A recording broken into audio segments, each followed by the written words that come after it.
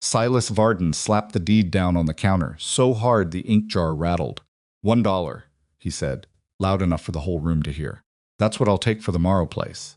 He looked Clara up and down, really looked, the way men do when they've already decided what they're seeing, and then he smiled. Not a kind smile. The kind men wear when they think they're being generous by pretending to be serious, unless the lady's afraid of a little hard work. The men in the land office laughed. Clara didn't move, didn't flush, didn't shrink. She reached into the front pocket of her worn canvas coat, set $1 silver on the counter, and slid it toward him with one finger. I'll take it, she said. The laughter got louder. Nobody in that room, not Silas Varden, not the men lined up behind her, not the rancher leaning in the doorway with his arms crossed, believed she would last a week. They saw a heavy, penniless 20-year-old girl with a tired horse and a battered coat, and they saw exactly what they expected to see. They were wrong about almost everything. Before we go any further, if you're new here, hit that subscribe button and turn on notifications, because every single week we bring you stories like this one. Stories about ordinary people who were counted out, written off, and laughed at, and what happened when they refused to accept it. Drop a comment below and tell me what city or country you're watching from. I want to see how far this story travels. Now let's go back to the beginning. The morning Clara Wren rode into Ashwater Crossing, she had exactly $1, a horse named Bracken, and 3 days' worth of dried biscuit wrapped in cloth. That was the full inventory. Not a dramatic exaggeration, not a figure of speech that was everything she owned in the world. Bracken was 17 years old, which is old for a working horse. He had a sway in his back and one bad hock that stiffened in cold weather, and his coat had gone from deep bay to something closer to rust. Clara had pulled him from a man who intended to shoot him 4 years earlier, paid 2 months of laundry wages for a horse. Everyone said wasn't worth the bullet, which tells you something about how Clara Wren made decisions. She rode him slow through the main street of Ashwater Crossing because he couldn't go any other way, and she felt every set of eyes on her before she'd passed the second building. She was used to that. A young woman built the way Clara was built learned early that public spaces were full of commentary, that nobody bothered to keep quiet. She was heavy solidly, substantially heavy, with wide shoulders and thick arms, and a body that had carried its own weight, and everyone else's judgment since she was old enough to understand what a stare meant. 2 decades of hard living hadn't trimmed her. If anything, the years of physical labor, irregular meals, and constant movement had just made her denser, more settled in herself, like a tree that had been bent by wind so many times, it had simply grown around the trouble. She didn't flinch at the looks. She'd stopped flinching at 15.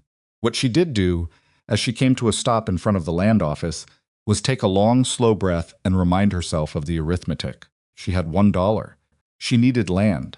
She had heard from a woman at a trading post 2 counties back that there was a property in Ashwater Crossing that nobody wanted. Abandoned place, some dead man's farm that had eaten through 3 families already. The woman at the trading post had said it like a warning. Clara had heard it like an opportunity. The land office smelled of pipe smoke and old paper. There were 4 men inside when she pushed the door open, 2 standing at the counter, one seated behind it, and one leaning against the far wall near a hat rack. All 4 looked up when she walked in. 2 of them looked away again almost immediately, the polite version of dismissal. The third, the man seated behind the counter, who turned out to be Silas Varden, kept looking. Varden was somewhere in his 50s, with the kind of face that had probably been handsome once and had become merely prosperous looking. He wore a good coat. His hands were clean. He had the soft, careful manner of a man who'd spent years learning to say unpleasant things in pleasant tones, and the first thing he said to Clara was, "Help you with something?" "I'm looking for property," Clara said. "I heard there's a homestead available. Morrow Farm." Something shifted in Varden's expression. It wasn't surprise exactly, more like a man confirming a theory he'd already formed. "Morrow Place." He said it slowly like he was turning it over. "You heard about the Morrow Place, I did." "From who? Does it matter?" One of the men at the counter made a sound, not quite a laugh, but in that neighborhood. Varden glanced at him, then back at Clara, and he made a show of looking her over. Not the way a man looks at a woman he finds attractive. The other way. The assessing, measuring, already finding wanting way. "You alone?" he asked. I am. You got means? References? Any experience with frontier property? I've worked farms, Clara said, and I have money. How much money? She shouldn't have told him. She knew that even as she said it. But she had learned that in rooms like this one, with men like this one, hesitation read as weakness faster than honesty read as foolishness. $1, she said. The silence that followed lasted maybe 3 seconds. Then Varden laughed. Not a cruel laugh, that was the thing about Silas Varden. He did everything with a layer of good manners stretched over the top. He laughed like a man who'd heard a charming joke, and the men at the counter laughed with him, and even the one by the hat rack cracked a smile. And Clara stood there with her hands at her sides and her face completely still and waited. $1, Varden repeated, wiping his eye. Well, I'll tell you what. He reached under the counter and produced a folded document. She noticed he had it ready, like he'd been expecting someone like her, or perhaps just enjoying the moment enough to want the prop. He slapped it down on the counter hard enough to rattle the ink jar. $1 is exactly what I'll take for the Morrow place. House included. He let that last part land. Unless, he added, the lady's afraid of a little hard work. Clara looked at the deed. She didn't reach for it yet. She looked at it like she was reading something from a distance, like she was calculating something the rest of the room wasn't smart enough to calculate, and then she looked at Silas Varden. What's wrong with it? She asked. With the property? Yes. Varden spread his hands in the gesture of a man being nothing but honest. The house needs work. The barn needs more. Well's been trouble. 3 families took a run at it in the last 8 years, and none of them made the full year.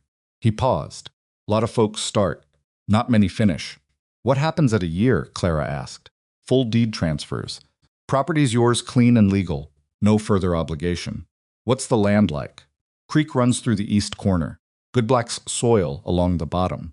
Morrow worked it for 30 years before he died, so the ground's been broke. Just nobody's managed to stay. Clara picked up the deed. She read it, actually read it. Every line, while Varden stood there, and the men in the room exchanged glances. She had a slow, careful way of reading that she'd taught herself, and she didn't rush it for an audience. When she finished, she set it back on the counter. I'll need a pen, she said.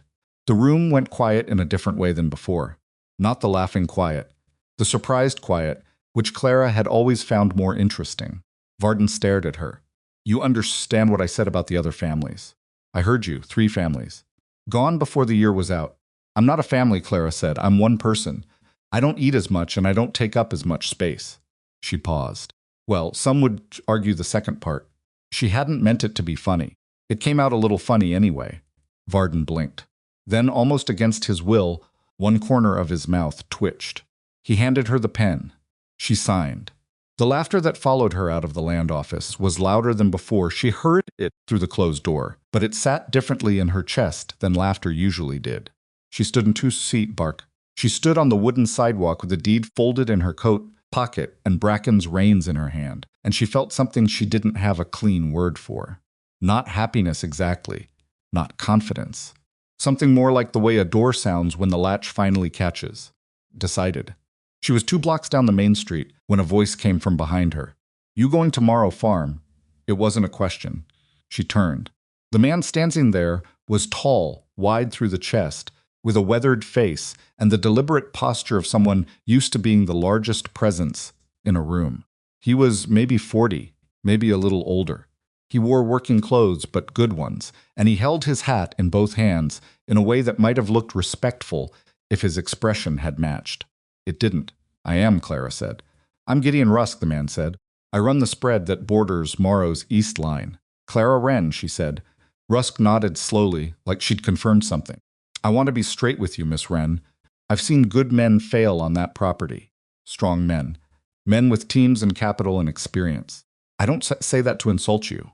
I say it because I'd rather you hear it from me plain than find out hard. Clara looked at him for a moment. What's your interest? She asked. Pardon? In whether I stay or go.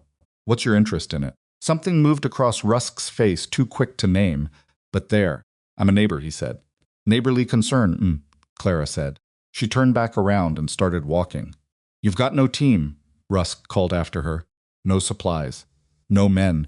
That farm will break you before Christmas. Clara didn't look back. Then I'll be broken by Christmas, she said. But I'll be broken on my own land. She heard him make a sound, not quite a laugh, not quite anything else, and then she heard his boots on the boardwalk moving the other direction, and she kept walking. The road out to Morrow Farm was 4 miles of rutted track through grass that had gone golden dry in the late summer heat. Clara walked it because Bracken needed the rest, leading him by the reins, the deed in her pocket, and her battered canvas bag over one shoulder. The sun was getting low by the time the farmhouse came into view. She stopped. She looked at it for a long time. The farmhouse was still standing, which was the most charitable thing she could say about it. The front porch sagged on one end where the support post had rotted through. 2 of the 4 front windows had their glass broken out. The chimney had lost half its mortar and leaned slightly, just slightly, to the left, like a man trying not to fall asleep in a chair. The door was closed, but not plumb. She could see the gap at the top corner from 30 yards away. The barn behind it was worse. One whole side had buckled inward, and the roof over the middle section had partially collapsed. The fencing around what had been the paddock and vegetable garden was mostly down, lying flat in the grass or gone entirely. Clara had seen hard places before. She had slept in them, worked in them, left them, and found worse ones. She was not naive about what she was looking at, but she also knew what Varden had confirmed without meaning to. Good black soil, a creek, and 30 years of broken ground. The bones were there. Everything else was just labor. All right, she said more to Bracken than to herself. Let's see what we've got. She walked the property while there was still enough light to do it properly.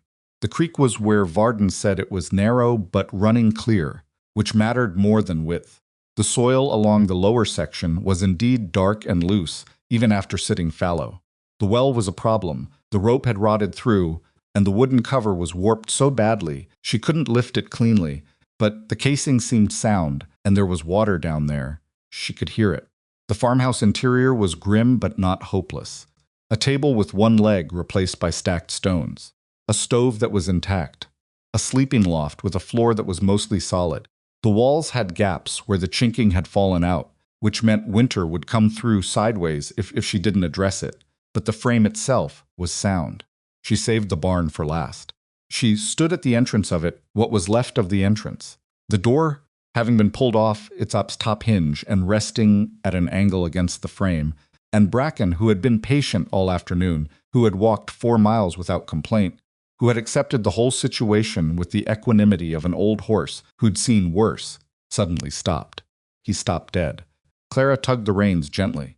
Come on. Bracken didn't come on. She turned to look at him.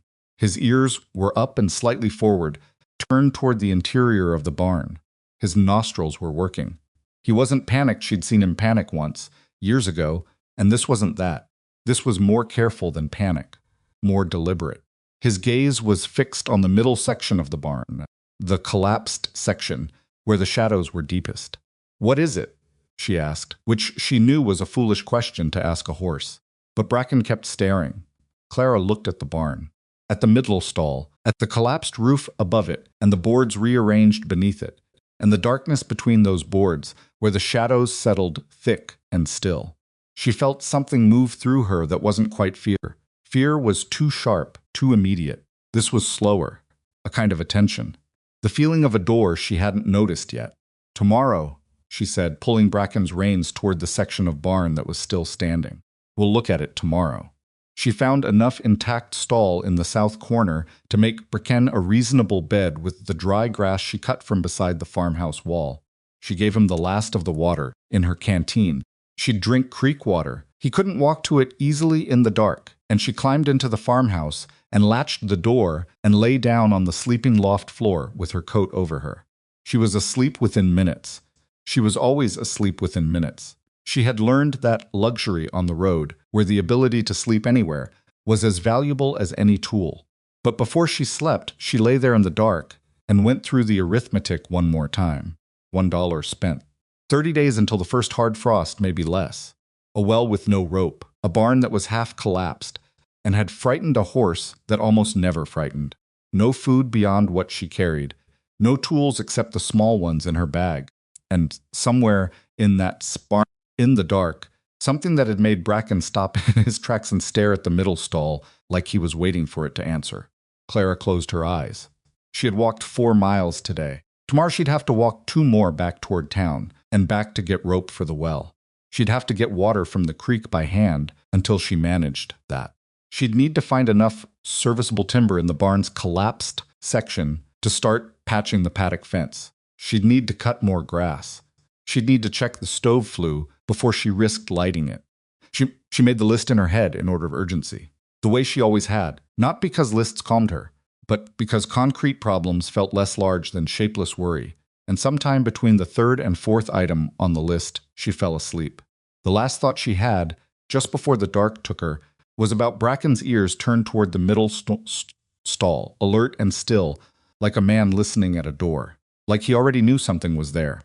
She woke before dawn to the sound of Bracken moving in his stall. Not a panicked sound, just the slow shift of an old horse resettling his weight, the familiar knock of a hoof against timber. Clara lay still for a moment in the dark, listening to the farmhouse breathe around her, wind through the gaps in the chinking, a loose board somewhere ticking in the cold, the smell of dry wood and old dust, and something underneath that, something mineral, like turned earth. She had slept 4 hours, maybe 5. It was enough. It had to be. She pulled on her coat in the dark and climbed down from the loft and went outside. The sky was the color of charcoal at the edges, just beginning to consider the idea of light.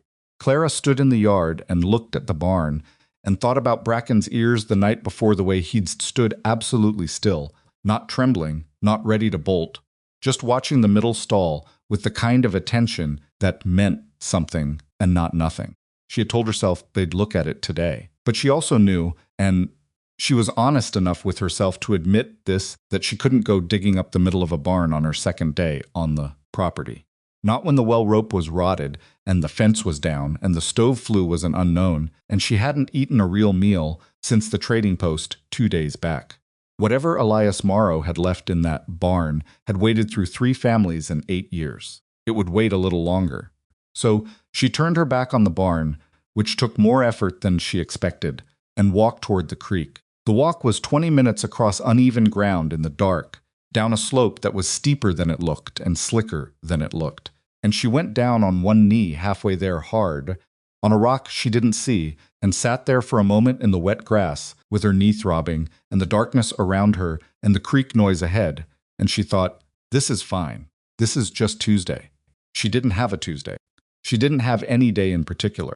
But the thought steadied her, which was the point. The creek was cold.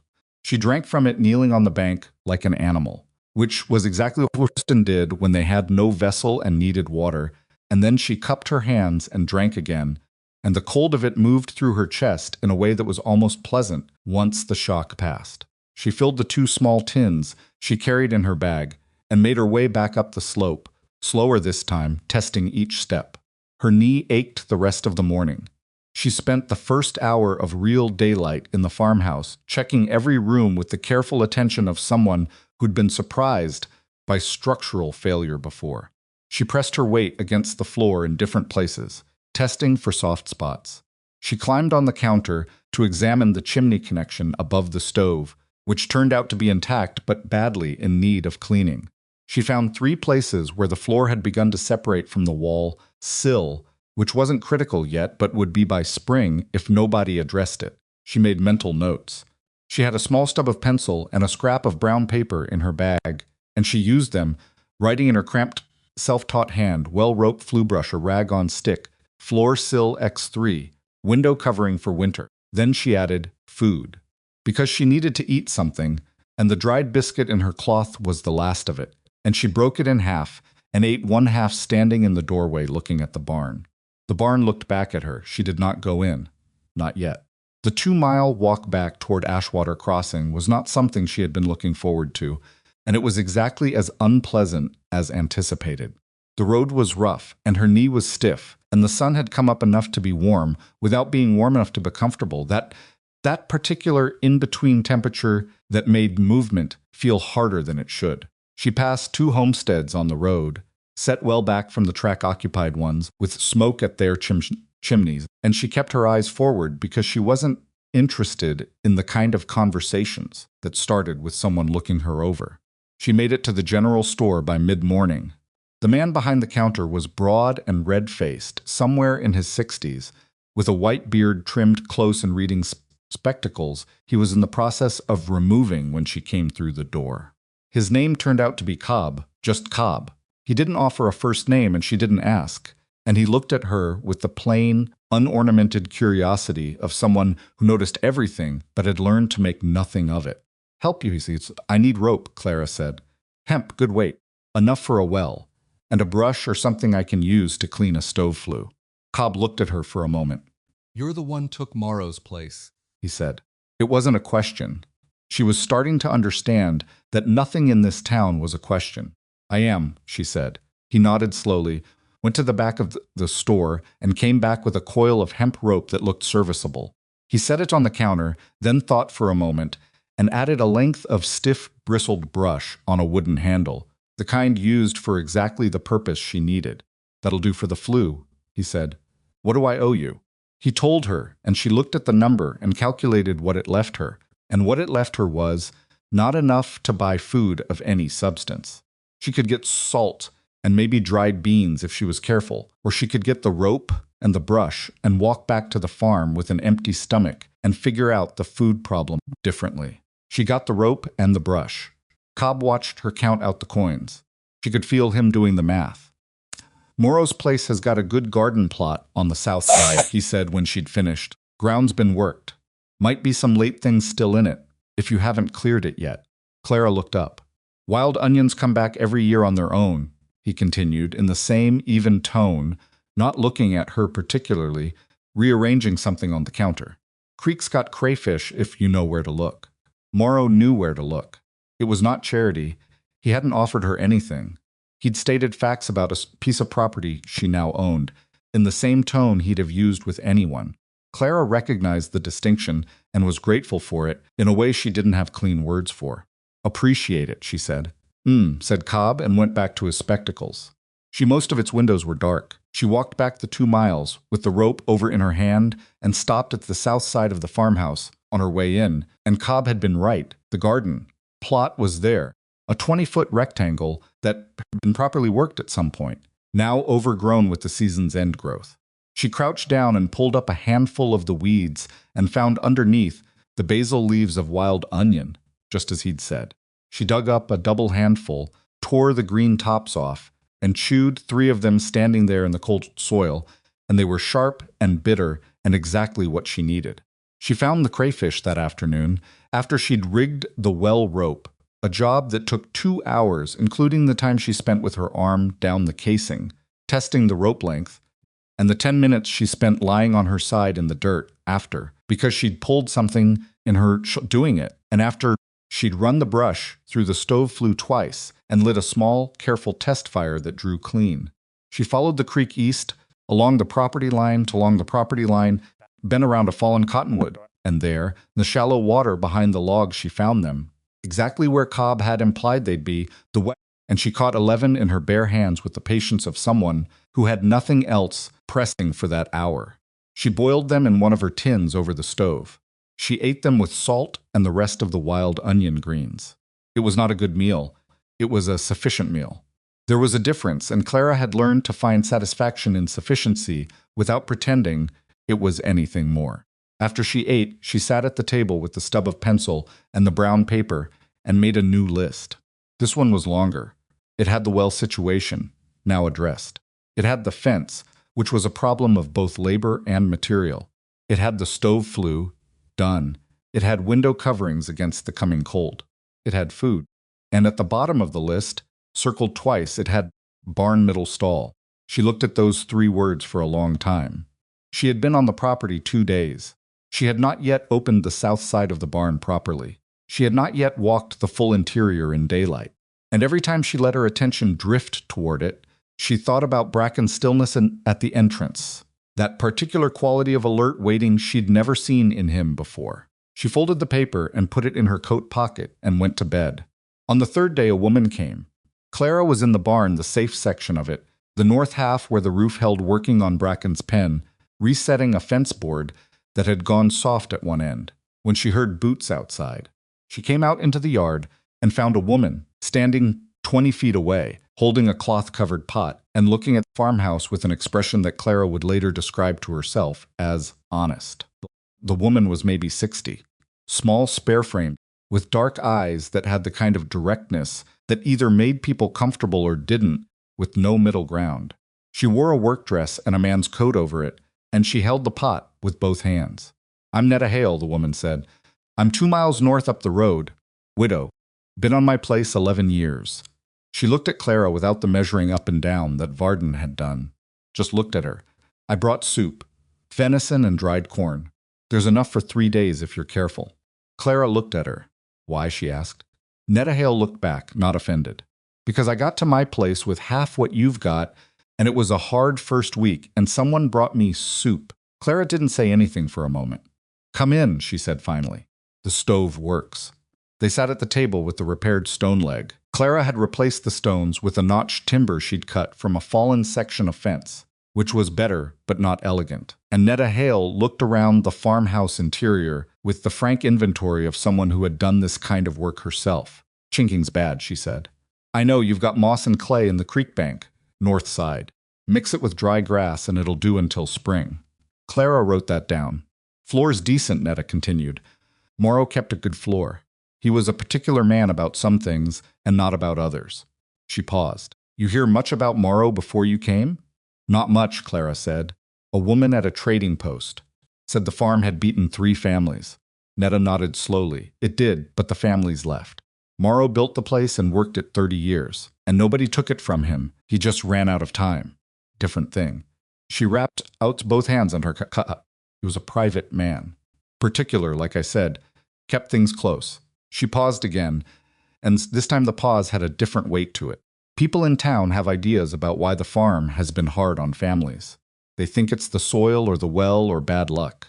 I think it's something else." Clara looked at her. "What do you think it is?" Netta looked back. For a moment she didn't answer, and then she said, "I think Elias Morrow left that farm, waiting for the right kind of person. Not the easiest kind. Not the strongest kind. The staying kind." Clara considered this. "That's a hard thing to know about a person up front," she said. "Yes," Netta agreed, "it is." She left the pot and went back up the road. And Clara ate 2 portions of the soup that night and thought about what Netta had said, the staying kind, and whether that was a thing you could be before you'd proven it, or only after. On the 4th day, Gideon Rusk rode past. Was in fencing it. She was in the yard cutting fence posts from lumber she'd salvaged from the barn's collapsed section. The part that had come down wasn't a total loss. Some of the timber was still serviceable when she heard the horse on the road and looked up. Rusk was on a big gray quarter horse, moving at an easy walk, and he looked at her across the fence line with an expression she couldn't quite categorize. Not unfriendly, exactly. Not friendly, he didn't stop. He tipped his hat a small, precise gesture and kept riding.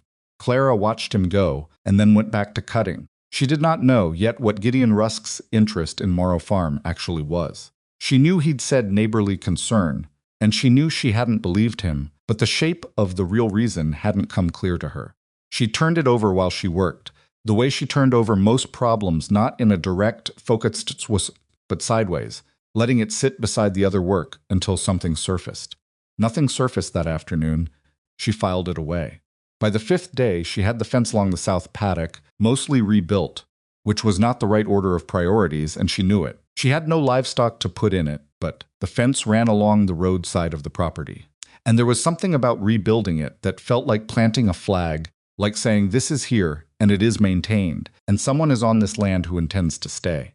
She couldn't have explained that to anyone without it sounding foolish. So she didn't try. Her knees were giving her trouble. Both of them now, not just the one she'd banged on the rock.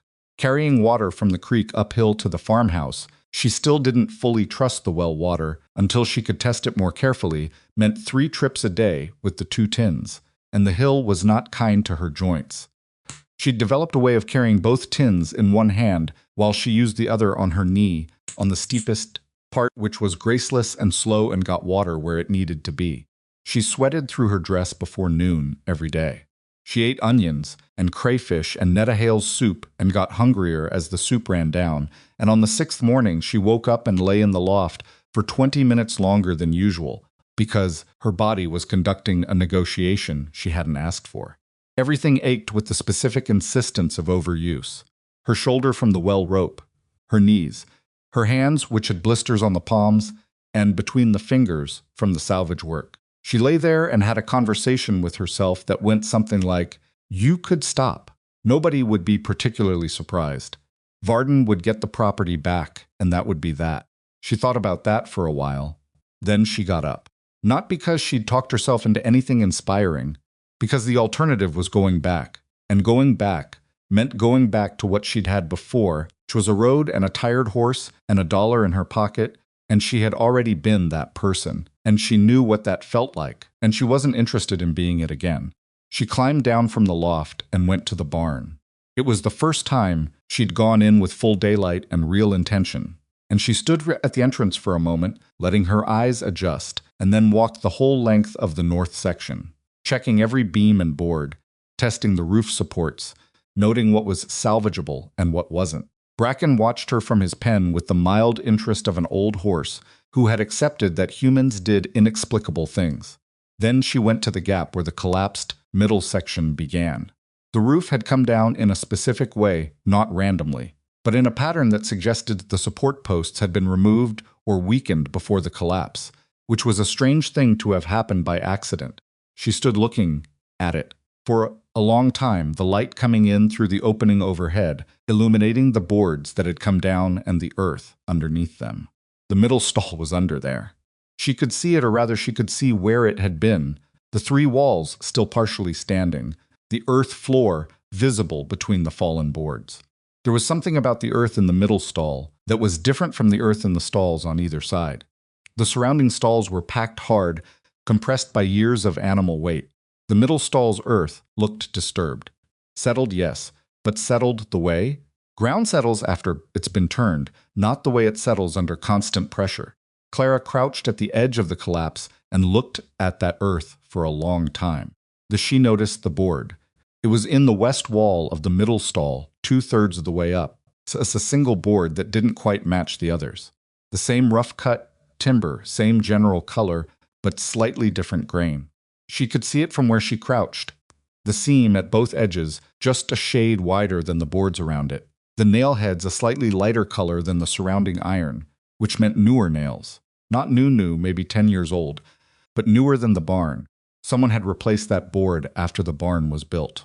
Clara stood up and picked her way carefully through the collapsed timber to reach the stall wall. She pressed her palm flat against the replaced board. It felt solid. She pressed harder, still solid.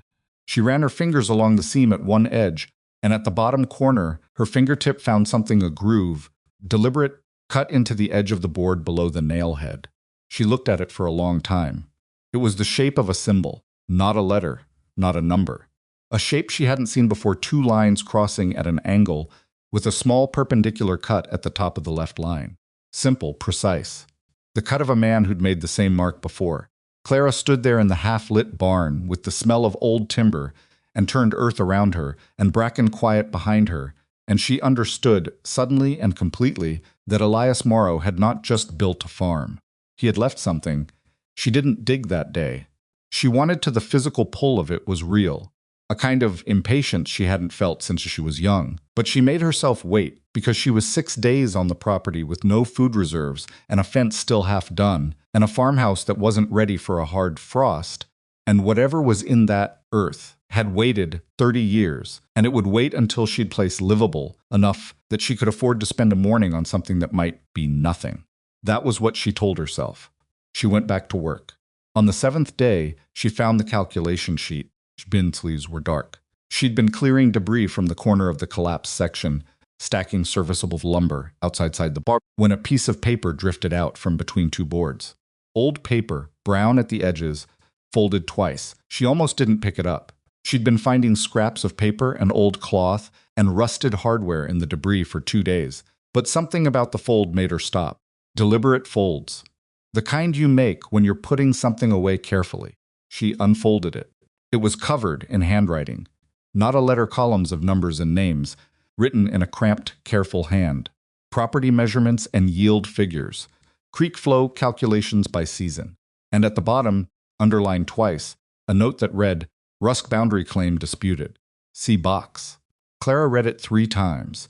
Then she looked up at the barn wall and thought about the replaced board and the mark cut into it and the disturbed earth in the middle stall, and she thought about Gideon Rusk riding past her yard on his gray quarter horse, with that expression she couldn't quite categorize.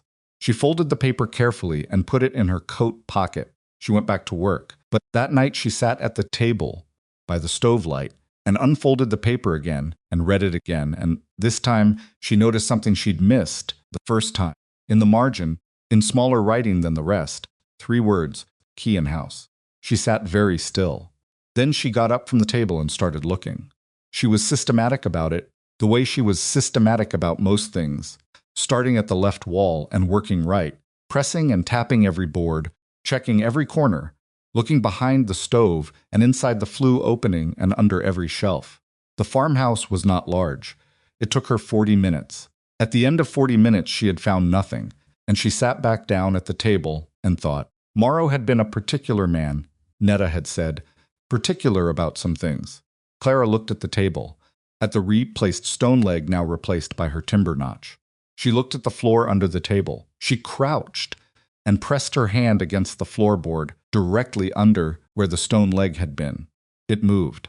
Not much, just a slight give, a looseness that the boards around it didn't have. She got her fingernails under the edge and lifted, and the board came up clean, not nailed down but fitted so precisely. It had held without fasteners, and in the space below, resting in the dry dark between the floor joists, was a small iron key on a leather thong. Clara sat on the floor of the farmhouse she'd owned for 7 days, and held the key on her palm and looked at it for a long time. It was not a large key, not a house key too small for that. A box key, the kind made for a lockbox or a strong tin, with a simple bow and a single bit. It was cold in her hand and old, and it had been there long enough that the leather thong had dried to stiffness. She put it around her neck. She went to bed. She didn't sleep for a long time. She lay in the loft with the key against her sternum and listened to the farm settle around her, the tick of the cooling stove. Bracken's quiet movement in the barn, the wind coming through the less bad gaps in the chinking, and she thought about Elias Morrow, who had built this farm at the edge of nowhere and worked it 30 years and died with no heirs, who had replaced a board in his barn wall and carved a mark into it and buried something in the earth beneath it, who had written a calculation sheet with 3 words in the margin and hidden a key under his kitchen table. A man like that didn't do those things without reason. A man like that was building towards something, even at the end of his life, even when there was nobody left to build it for. Or maybe he believed someone would come. The staying kind, Netta had said. Clara turned onto her side and closed her eyes. On the 8th morning, she woke at first light and lay still for exactly 30 seconds, the way she sometimes did when she knew what was coming and wanted to be ready for it. Then she got up, put on her coat, took the shovel she found in the debris pile, and cleaned and rehandled, and walked to the barn. Bracken was already awake. He watched her come in, and his ears went forward not with alarm, not with that careful animal attention from the first night, but with something that looked almost like recognition, like he'd been waiting for her to get there. "I know," she told him. "I should have done it 3 days ago." She picked her way through the collapsed timber to the middle stall, moving boards carefully, setting them aside rather than throwing them, not because she was worried about the noise, but because she didn't like waste. It took her half an hour to clear enough of the collapse to have a clean path to the stall floor, and by the time she'd done it, her shoulder was aching again, and she was sweating despite the cold. She stood at the edge of the cleared space and looked at the earth. It was definitely disturbed earth. Close up, with morning light coming through the collapsed roof section above, she could see the texture of it clearly darker at the center than at the edges, the kind of difference that came from turning soil and having it settle over time. She put the shovel in. The ground was harder than it looked, which was inconvenient and also meant nobody had disturbed it recently. She dug in the rhythm she'd learned for hard soil drive: twist, lift, move, and she dug through the first foot without finding anything except earth, and through the second foot, and at 2.5 feet, the shovel hit something. Not a rock. Metal. The sound rang up through the handle and into her hands, and she stopped, stood there with the shovel handle vibrating faintly in her grip, and took one long breath. She crouched and cleared the last of the soil with her hands. It was a tin box, roughly 12 inches long 8 inches wide, 4 inches deep. The metal was dark with oxidation, but solid, no rot, no crushing, just age. There was a lock plate on the front, small and precise, with a kind of keyhole that matched, almost exactly, the shape of the key around her neck. Clara sat on the earth of the middle stall, with the box on her knees and dirt on her hands and her heart doing something complicated in her chest, and she reached up and pulled the key from under her collar. Her hands were not steady. She noticed that. She was not a woman who was often unsteady, and she noticed it the way she'd notice any unexpected physical fact, with attention, but without judgment. She put the key in the lock.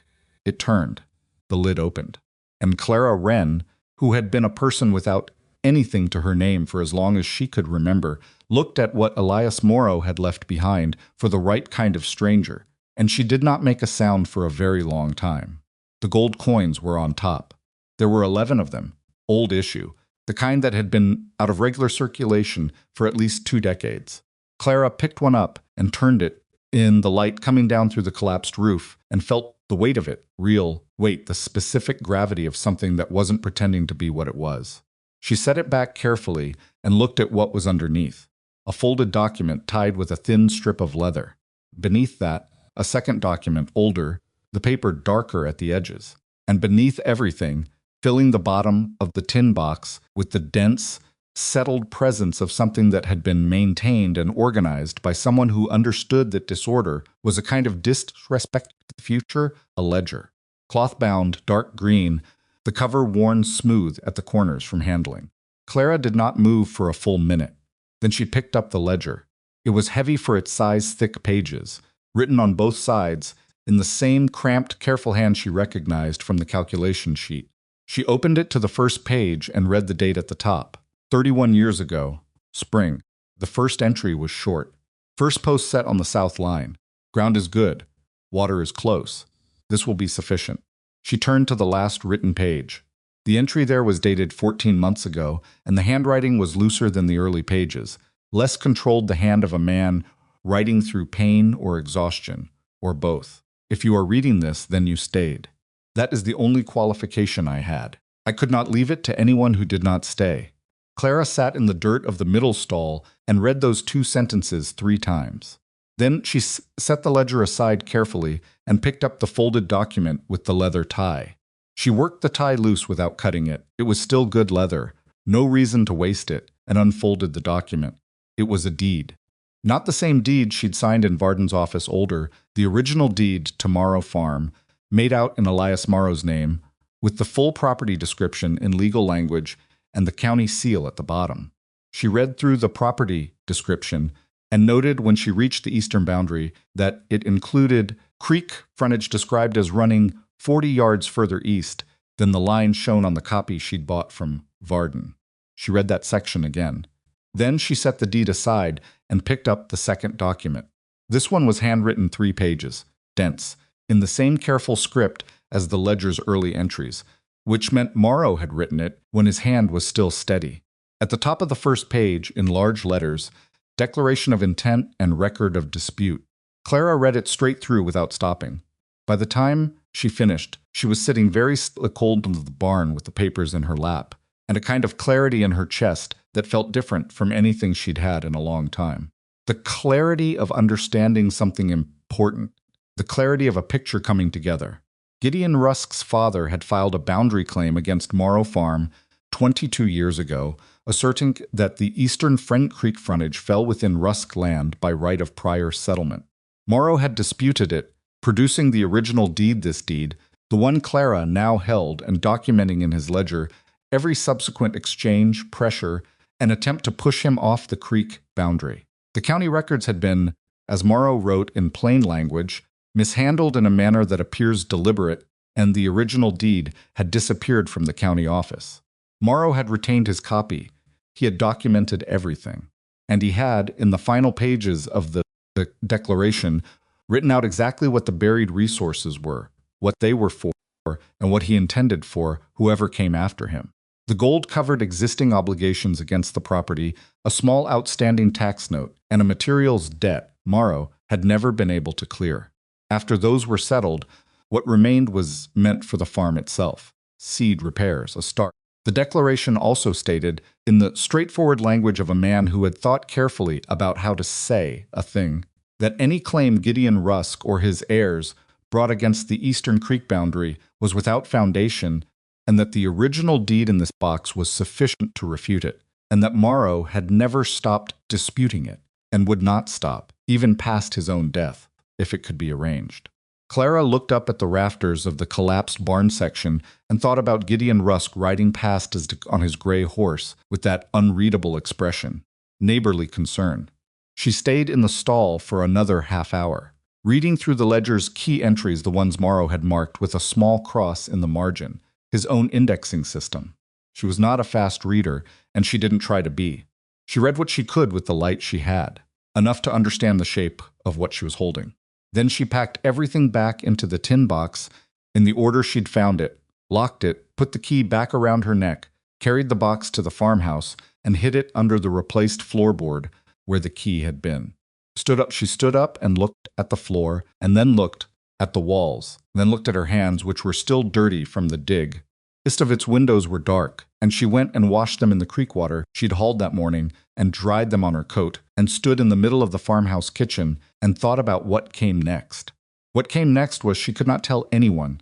Not yet. Not until she understood what she was holding well enough to know what to do with it. Not until she had someone she trusted enough to ask.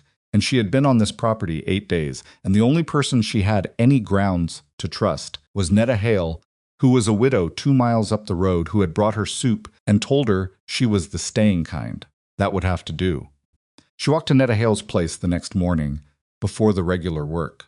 Most of its windows were dark. The walk was shorter than the walk to town and less exposed, running along the back of the property through a break in the trees that made a natural path. Netta's house was small and tight and well-maintained, the kind of place that showed 20 years of careful attention rather than a single moment of construction. There were chickens in the yard, a kitchen garden that had been properly put to bed for the winter, the beds mounded and covered. 2 cats on the porch. Netta opened the door before Clara knocked. "Saw you coming through the trees," she said. She looked at Clara's face, and something shifted in her own. "Come in. I'll put water on." They sat at Netta's table, which was a better table than Clara's in every measurable way, and Netta made coffee from real ground beans and set a cup in front of Clara and sat down across from her and waited. Clara put her hands around the cup. "I found something," she said. She didn't say what, not yet. She watched Netta's face. Netta nodded slowly. "I wondered," she said. "You wondered. Elias was a particular man. I told you that." Netta turned her own cup in her hands. "He didn't talk much, but he said things when he meant to. Couple years before he died, he told me the farm would take care of whoever took care of it. Said he'd seen to it." She paused. "I didn't push him on what that meant. Not my place." Clara thought about the declaration, the 3 pages in Morrow's steady early handwriting. "If you are reading this, then you stayed." "Do you know anything about a boundary dispute?" she asked. "Between Morrow and the Rusk family?" Netta's expression didn't change exactly, but something behind it did, a recognition, a settling. "I know something about it," she said carefully. "I know Elias believed the Rusks had gotten to the county records office. I know Stovey spent 2 years trying to get the original filing reinstated, and nothing came of it. I know that after his second trip to the county seat came back empty, he stopped talking about it." She looked at Clara steadily. "And I know that Gideon has been watching that property for 8 years, waiting for a chance to bring the boundary claim back." Clara set down her cup. "He told me neighborly concern," she said. "Yes," Netta said. "He would." "What does he want with the creek frontage?" "Water rights." "The creek feeds 3 properties on its way south, but the frontage on Morrow's land is the access point. You control that 40 yards. You control watering rights for a significant stretch. Rusk runs a big herd." Netta looked at her steadily. "He's not a terrible man, Gideon Rusk. I want to be straight with you. He's a man who saw an opportunity and took it and has been protecting it since. But what he did to Elias's boundary record wasn't right, and he knows it." Clara looked at the table for a moment. "I have the original deed," she said. Netta was quiet. "And documentation," Clara continued. "Morrow's own documentation. 30 years of it." The silence stretched between them. Outside, one of Netta's cats made a sound on the porch and then was quiet. "Then you have more than Elias had at the end," Netta said finally. He lost the original. Didn't know what had happened to it. She looked at Clara with the direct, unornamented attention that was simply how she looked at things. Who else knows you found it? Nobody. Keep it that way. For now. Netta picked up her cup and set it down again. There's a county official named Edwin Harrow. He's out of the seat, not local. He has a reputation for being hard to get to, but fair when you get there. Elias mentioned him once. She paused. He's the one you want. Clara nodded. She filed the name away, the way she filed most things not written down. Well, not yet. Just placed somewhere in her mind where she could find it again. She walked back to the farm through the trees and went back to work. The days that followed were the hardest stretch of the whole first month, and not because of the discovery in the barn. The box was hidden. The key was around her neck. There was nothing to be done with either, until she had the farm stable enough to leave for the county seat, and the county seat was 2 days' travel. And she could not leave the farm for 2 days until she had food that would last, and water that didn't require 3 creek trips daily, and a structure that wouldn't fall down in her absence. So she worked. She woke before dawn. She hauled water, which made her knees ache. She cut timber from the collapsed barn section and carried it to where it needed to be, which made her shoulder ache.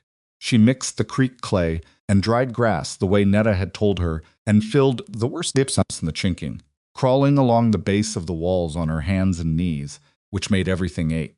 She rebuilt the south fence, post by post, which gave her blisters on top of the blisters she already had.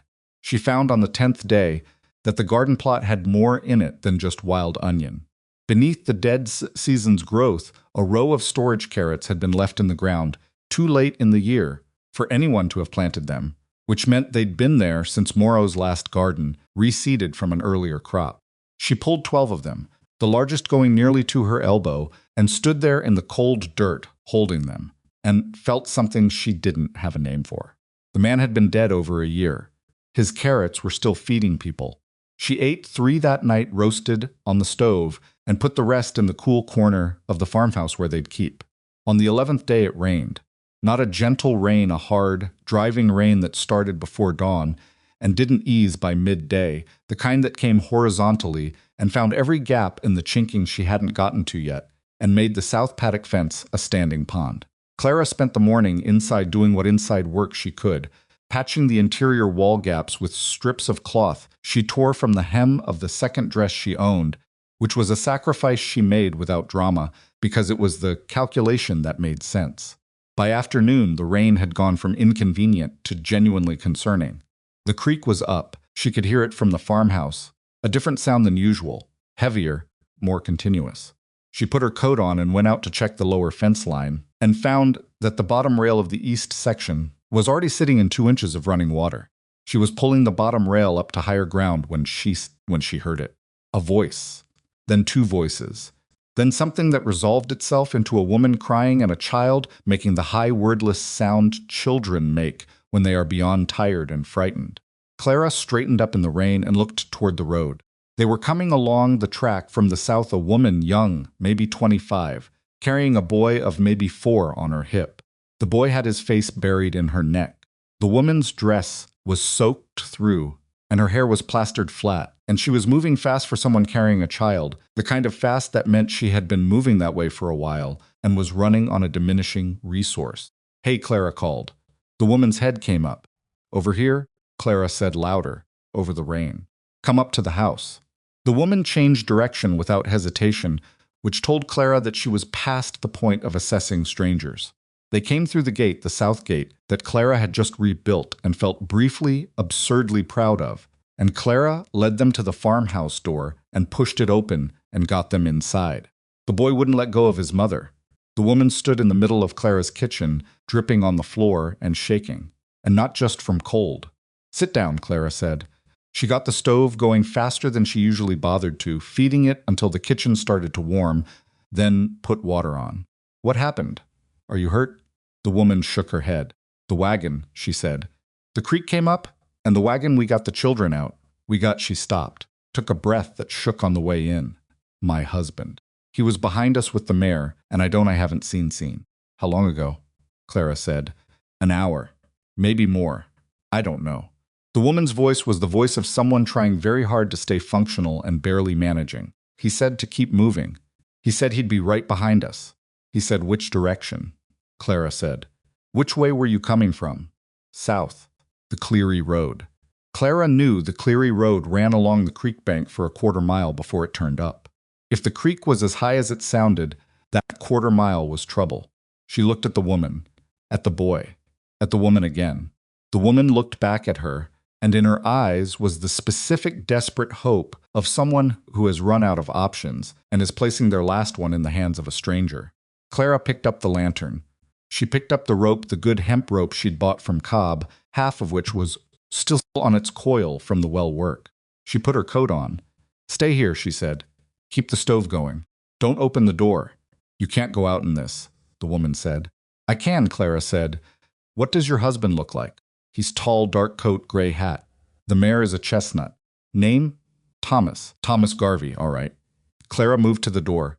"My name's Clara Wren. This is my farm. You're safe here." She went out into the rain. The Cleary Road was a quarter-mile from her south gate, and she ran most of it, which was not something her body did easily or well. She ran with the lantern in one hand, and the rope coiled over her shoulder, and the rain hitting her face like thrown water. And her knees sent their objections up through her legs, and she acknowledged them and kept running. The sound of the creek reached her before she reached the road. It was not the sound of a creek anymore. It was the sound of a moving body of water that had expanded its own definition, something that had decided its previous boundaries were suggestions. She came around the bend in the road and stopped. The creek had taken the low section completely. Where the road dipped to run along the bank, there was no road, just moving water, brown and heavy, carrying branches and debris. The lantern light caught the surface and turned it gold and dangerous. "Thomas Garvey!" she shouted. The rain and the water took her voice and made it smaller than it was. She moved along the high edge of the bank, where the ground still held, going south, sweeping the lantern. "Thomas Garvey!" She heard it before she saw it, a sound that wasn't the water, a sound with edges, someone's voice trying to shape itself into a word. She moved toward it. He was 20 yards downstream, against a cottonwood root that had lifted half out of the bank, clinging to it with both arms. The water was chest high on him and moving. The chestnut mare was beside him, neck above water, her eyes showing white, pressed against the bank on the upstream side of the root, still there, still with him, which was remarkable. Clara did not think about the water, or the current, or the weight of it, or what happened to heavy people who fell into moving water in the dark. She thought about the cottonwood. She thought about the rope. She thought about the angle. She got above him on the bank, upstream, where the bank was still solid ground. She found a second cottonwood smaller than the one he was holding, but rooted and not going anywhere, and she wrapped one end of the rope around it twice and tied it with the knot she trusted most, the knot she'd learned from a freight wagon driver 6 years ago and practiced until it was automatic. She coiled the rest of the rope, and she looked at the distance between herself and Garvey, and she understood that she was going to have to go partway in. She understood this without pleasure or drama. It was simply the geometry of the situation. She kept hold of the rope and stepped off the bank. The cold hit her like a door slamming. The current grabbed her immediately, grabbed the width of her, grabbed all of her, and she felt the force of it in a way that briefly scared her and then became information instead of fear. She was heavy. She knew she was heavy, and right now in this water, her weight was not a weakness. She planted her feet and they held. She was up to her waist, and the current was pushing hard, but she was a wide planted thing, and she leaned into it and moved sideways, hand over hand on the rope, toward the cottonwood where Garvey was. She got to him. He looked at her, this big, soaked young woman in a canvas coat, appearing out of the dark with a lantern hooked to her wrist and a rope in her hands, and his face did something complicated. "Grab the rope," she said, "both hands, the mare. Rope first, then the mare. Grab it." He grabbed it. "I'm going to go back up the bank," Clara said. "You follow the rope. Don't fight the current. Just follow the rope. You understand?" "Yes. When you're on solid ground, you turn around and you call her. She'll come." He nodded. His lips were gray. Clara turned around and moved back along the rope, hand over hand, and when she reached the bank, she planted her boots in the mud at the edge and wrapped the rope around both forearms and leaned back. She was not going to describe what the next 4 minutes felt like, not to herself then, and not to anyone later. The rope went tight. The current pulled. She was 200 and some pounds of cold, wet, exhausted woman dug into a mud bank in the dark, and she used all of it. She used her legs, both of them, knees and all, and she used her arms, and she breathed in the deliberate way she had learned to breathe when her body was operating at the edge of what it could do. Inch by inch, Garvey came up the rope. His hands hit the bank. She grabbed his wrist, one-handed her right, while her left kept the rope and pulled, and he scrambled up the bank on his knees and collapsed in the mud beside her. Clara stayed planted for another 30 seconds, then eased the tension slowly.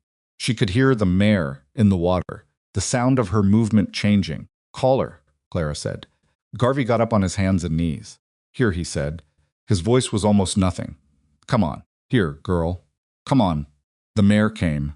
She came struggling along the bank edge in the water, found the place where the bank was accessible, and lurched up it with the particular desperate grace of a large animal doing something its body barely allowed. She stood in the mud and shook, and her sides heaved.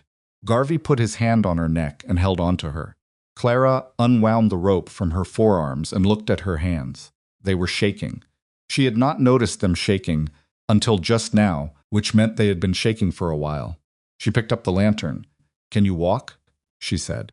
Garvey looked at her from his knees in the mud. "Yes," he said. He got up. He was steadier than she'd expected. "My farm's a quarter-mile," she said. "Your wife and son are there." Something in his face broke open and then pulled back together. "They're all right?" "They're fine. They're warm. Come on." She led them back in the rain, the man and the mare, both moving slow, Clara in front with the lantern, and she did not think about how cold she was, or how much her knees hurt, or the fact that the rope had taken a layer of skin off her left palm. She thought about the gate and the stove and the sound she'd heard earlier, the woman's voice saying her husband's name. They came through the south gate in the dark, and she brought the mare around to the barn, to the pen section that was still sound, and she tied her and checked her legs quickly by lantern light, no injuries, just cold and spent, and she left her with the last of the hay she'd gathered. Then she went to the farmhouse door and pushed it open. The woman, she still didn't know her name, was on her feet before the door was fully open. She saw Clara's face, and then she looked past Clara into the dark, and then Thomas Garvey came through the door, and she made a sound that Clara was not going to think about too carefully, because it would do something to her chest that wasn't useful right now. The boy, asleep on the floor in front of the stove on Clara's folded coat, didn't wake up. Clara stood in the doorway, dripping on the floor of her own farmhouse, and watched the two of them hold on to each other and thought, this is what a home is for. The woman's name was Margaret. She and Thomas sat at the table while Clara changed into her other dress, the one with the shortened hem. But it was dry, and she made what she could from the carrots and salt and creek water, and they ate together in the warm kitchen with the rain still coming down outside, and the boy eventually waking up and looking at Clara with the wide, serious eyes of a child assessing a new thing. "You pulled him out," Margaret said. She wasn't asking. "Yes," Clara said. "Alone, I had a good rope." Thomas Garvey looked at her across the table. He had color back in his face now, and his expression had the quality of a man who had taken stock of something and arrived at a conclusion. "We had a place we were heading," he said. "2 counties north. Friends of Margaret's family." "All right," Clara said. "The wagon's probably lost." "Probably. We'll need," he stopped. Looked at the table.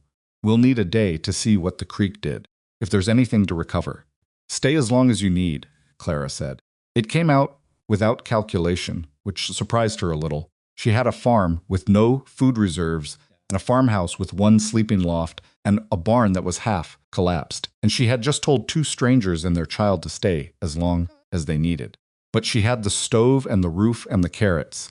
And outside the walls, the rain was going through its worst, and the farm was holding, and that was enough. Margaret looked at her with an expression that Clara would remember for a long time afterward, not gratitude, exactly. Or not just gratitude, more like recognition. The look of one woman seeing another clearly. "Clara Wren," Margaret said. "Yes, I'm going to remember that name." Clara picked up her cup. "You don't have to," she said. "I know," Margaret said. "I'm going to anyway." The rain went on through the night. Clara lay in the loft above the quiet sounds of the sleeping family below, and listened to the storm moving over the ridge, the sound of it changing as it went, and she thought about Thomas Garvey chest deep in the creek, and the rope burning her palms, and the weight of the current against her legs, and she thought about the tin box under the floor 3 feet from where Margaret and Thomas were sleeping.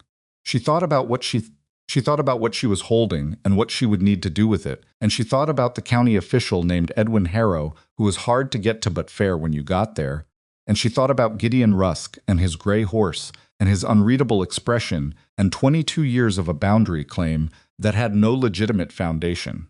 And she thought about something else smaller, almost too small to name. She thought about the fact that her body tonight had done what it needed to do. Not easily, not without cost. But it had held against the current and hauled a man up a muddy bank and walked a quarter mile back in the rain and was now lying in a sleeping loft, listening to other people's children breathe. Nobody in Ashwater Crossing would have predicted that. She was not sure if she was honest that she had predicted it either. She lay still in the dark and felt the ache in every muscle and the raw place on her left palm and her wet hair cold against the back of her neck. And she closed her eyes and let the storm move over her, the way storms moved loud and certain, and then gone, and she did not pray, and she did not bargain with anything, and she did not need to. She had the farm, she had the box, she had the rope still coiled by the door, and the key around her neck, and the carrots in the corner, and the name Edwin Harrow placed carefully in her memory where she could find it. That was enough to work with. That had always been enough. The storm was gone by morning, leaving behind the particular silence that comes after a night of hard rain, a silence that isn't really quiet at all, just different noise. Water dripping from the eaves, the creek still running loud in the distance, muds settling into itself. Clara was already up when the Garveys woke, already outside walking the property line in the gray early light to see what the creek had done. The answer was less than she'd feared, more than she'd have liked. The lower east fence section was down the posts she'd set there, were newer and hadn't gone deep enough, and the water had simply lifted them. 2 of the boards she'd salvaged and stacked outside the barn had floated off somewhere overnight. Creek itself had retreated back to something close to its usual banks, but the evidence of where it had been was written clearly in the mud and debris line along the east edge of the property. She stood at the farthest point of the property line and looked at the creek, and then looked east toward where Russick's land began. The 40 yards of frontage that Morrow had documented.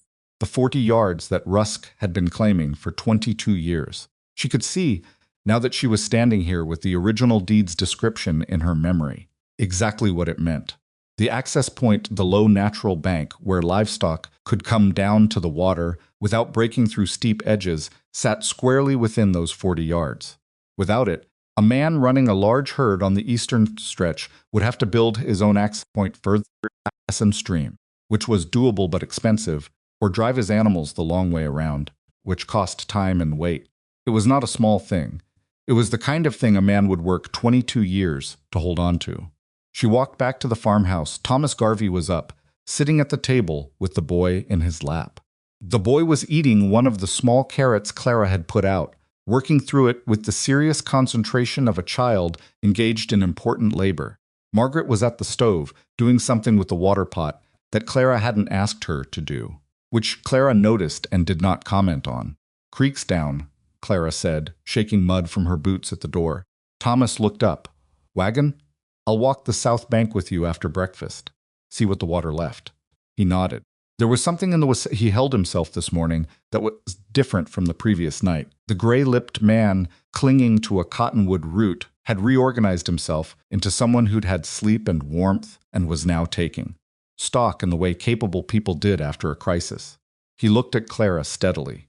"I want to say something," he said. "You don't have to," Clara said. "I know I don't have to." He shifted the boy on his lap. "You went out in that rain alone. You didn't know me. You didn't know if the rope would hold, or if the bank would hold, or if you'd end up in the water with me." Clara hung her coat on the door peg. "The bank held fine. That's not the point I'm making." "I know what point you're making." She pulled out a chair and sat down. "I went because there was a man in the water and a rope on my wall. That's the whole of it." Thomas Garvey looked at her for a moment. Then he nodded once, the kind of nod that meant he understood she wasn't going to let him make more of it than she'd made of it herself, and he respected that. even if he didn't entirely agree. All right, he said. After breakfast, then. Margaret set a cup in front of Clara, without being asked, and went back to the stove, and there was something in that small gesture, the cup placed exactly where it needed to be. No commentary, no performance of gratitude that Clara found easier to receive than anything that had been said.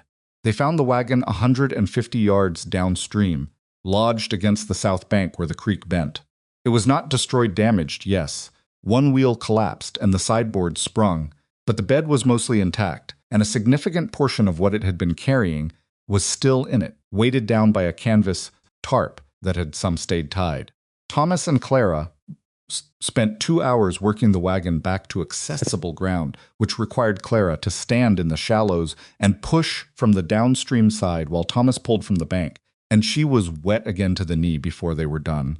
He recovered tools, a cookpot, a box of seed, 2 changes of clothing that were soaked but not lost, a leather case that turned out to contain documents, land notes, a letter of introduction, a small amount of money, and a waterproof wrap.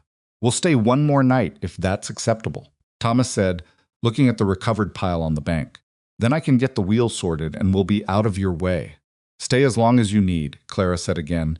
She meant it the same way she'd meant it the night before. Not as performance, not as self-sacrifice, just as fact. The farm was hers, and it had room for people in trouble, and that was a simple thing. Thomas, of its windows were dark. Thomas looked at the documents in his hands, and then looked at Clara in the way he'd looked at her across the table that morning. You're trying to hold this place, he said. It wasn't quite a question. Yes, having trouble. She considered the question with the honesty it deserved. Not the kind of trouble that's going to stop me, she said. But there's a man who has a claim against the Eastern Creek boundary that I believe is not legitimate. And I have documents that I believe prove it. And I need to get those documents to the county seat. Thomas was quiet for a moment. Edwin Harrow, he said. Clara looked at him sharply. I know the name, Thomas said. We came through the county seat 2 weeks ago. He's there. I saw his name on the office door. Land disputes, property records, that kind of jurisdiction. He paused. He has a reputation. What kind? Slow, Thomas said. And thorough. Which in my experience means the same thing in the end, just takes longer to get there. Clara thought about that. Slow and thorough. She needed thorough. She could work with slow. How far is the county seat, she asked. 2 days hard riding from here. Bit more if you're on a horse that's not young. Bracken was 17 and had one bad hock. The county seat was 2 days hard riding on a young horse. There's a stage, Thomas added. Runs twice a month from Ashwater Crossing. Costs something, but it's faster. Clara did the arithmetic on what she had left after the rope and the flue brush, and the arithmetic was not encouraging. She filed it away under problems to solve in order and said nothing more about it. The Garveys left on the second morning after the storm. Thomas had the wagon wheel functional, not repaired properly, but solid enough to make it north if he was careful on the rough sections. He had the mare, who had recovered her composure entirely and seemed to have decided the whole creek incident was beneath her dignity to acknowledge. Margaret came out of the farmhouse with the boy on her hip and looked at Clara in the yard. We'll tell people, Margaret said, in the North Country, about the woman at Morrow Farm. You don't need to do that, Clara said. No, Margaret agreed. I don't need to. She shifted the boy. He was looking at Clara with the same serious attention he'd given her all morning, as if he was memorizing something. But people up there are going to wonder how Thomas came home, and I'm going to tell them exactly how. Clara looked at them, the three of them, the family that had come through her gate in the rain and left standing in the morning light, and felt something move through her that she chose not to examine too closely. Travel safe, she said. Thomas tipped his hat. The wagon moved down the road. Clara watched it go, and then turned back to the farmhouse and the barn and the fence and the daily 30 things she hadn't done yet, and she got to work. What happened in Ashwater Crossing happened faster than she would have guessed, and from a direction she hadn't anticipated. The Garveys had told someone. Not in the North Country, there wasn't time for that, but here locally on their way out through town. She found out later that Thomas had stopped at Cobb's store for supplies for the road and had told Cobb exactly what had happened at Morrow Farm, with the specificity of a man who understood the value of accurate reporting. And Cobb, who was not a gossip in the usual sense, but was a man who understood that certain information belonged in circulation, had repeated it to 3 people before noon. The first person to come was a man named Aldous Webb, who farmed a quarter section east of town and had a face full of hard weather and a manner of arriving at things sideways. He showed up at her fence line on the third morning, after the Garveys left, with 2 fence posts on his shoulder and no particular preamble. "Heard your east line went down in the storm," he said. Clara was looking at him from the yard. "It did," she said. "I've got cedar posts I cut last fall, more than I need." He set them against the fence. "No obligation. I've got cedar, you've got a down fence. That's the whole transaction." She looked at the posts. They were good cedar, straight cut, the right weight for a fence line. She looked at Aldous Webb, who was already turning to go. "Why?" she said. He stopped, looked at her over his shoulder. "My wife's cousin lost a child in a flood 12 years ago," he said. "Nobody went in after him." He turned back toward the road. "I'll bring 2 more tomorrow. That ought to do your east line." He left before she could say anything else. The next day he came back with 2 more posts, and his 16-year-old son, who didn't say a word but worked steadily alongside Clara for 3 hours setting the east fence line properly. The posts sunk deep enough to hold against a creek that had changed its opinions about its own banks. 2 days after that, a woman named Helen Pruitt came with a covered dish of beans and salt pork and stood in Clara's yard with the slightly combative air of someone who had decided to do a thing and was prepared to defend the decision if necessary. "I don't want to be nosy," Helen said, which in Clara's experience meant the opposite. "But I heard you're trying to get to the county seat, and the stage costs what it costs, and you might be short." Clara looked at her. Helen held out a small cloth pouch. "It's a loan," she said firmly. "Not charity. I'll write it down if you want.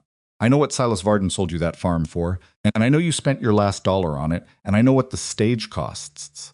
And 2 and 2 is 4. Clara did not take the pouch immediately. She stood there in the yard with the morning cold on her face and thought about what it meant to take something from a stranger and what it meant to refuse it. "I'll pay it back," she said. "I know you will." Helen pressed the pouch into her hand. "That's why I'm giving it." Clara looked down at the pouch. Then she looked at Helen Pruitt, who was watching her with an expression that wasn't quite sympathy and wasn't quite admiration and was something more in between, something that didn't require a name to be real. "Thank you," Clara said. Said Helen and went home. Netta Hale came that afternoon and sat at the table and listened while Clara told her about Garveys, leaving out nothing, and when she finished, Netta was quiet for a moment. "The whole town knows," Netta said. "Not all the details, but enough." "I know," Clara said. "How does that sit with you?" Clara thought about it honestly. "Strange," she said. "It doesn't feel like mine anymore. What happened that night? Like it got taken out of my hands and turned into a story." Netta nodded slowly. "That's what happens when you do something in front of witnesses," she said. "Or when witnesses find out after. The thing itself doesn't change, but people need to put it somewhere." She looked at Clara steadily. "The question is whether you let them put it somewhere useful, or just let it blow around." Clara turned her cup in her hands. "Meaning what?"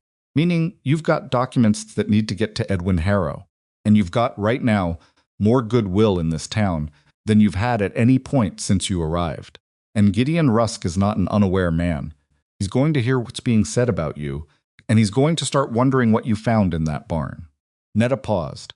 "The window for getting to the county seat without Rusk, knowing why you're going, is not a large window."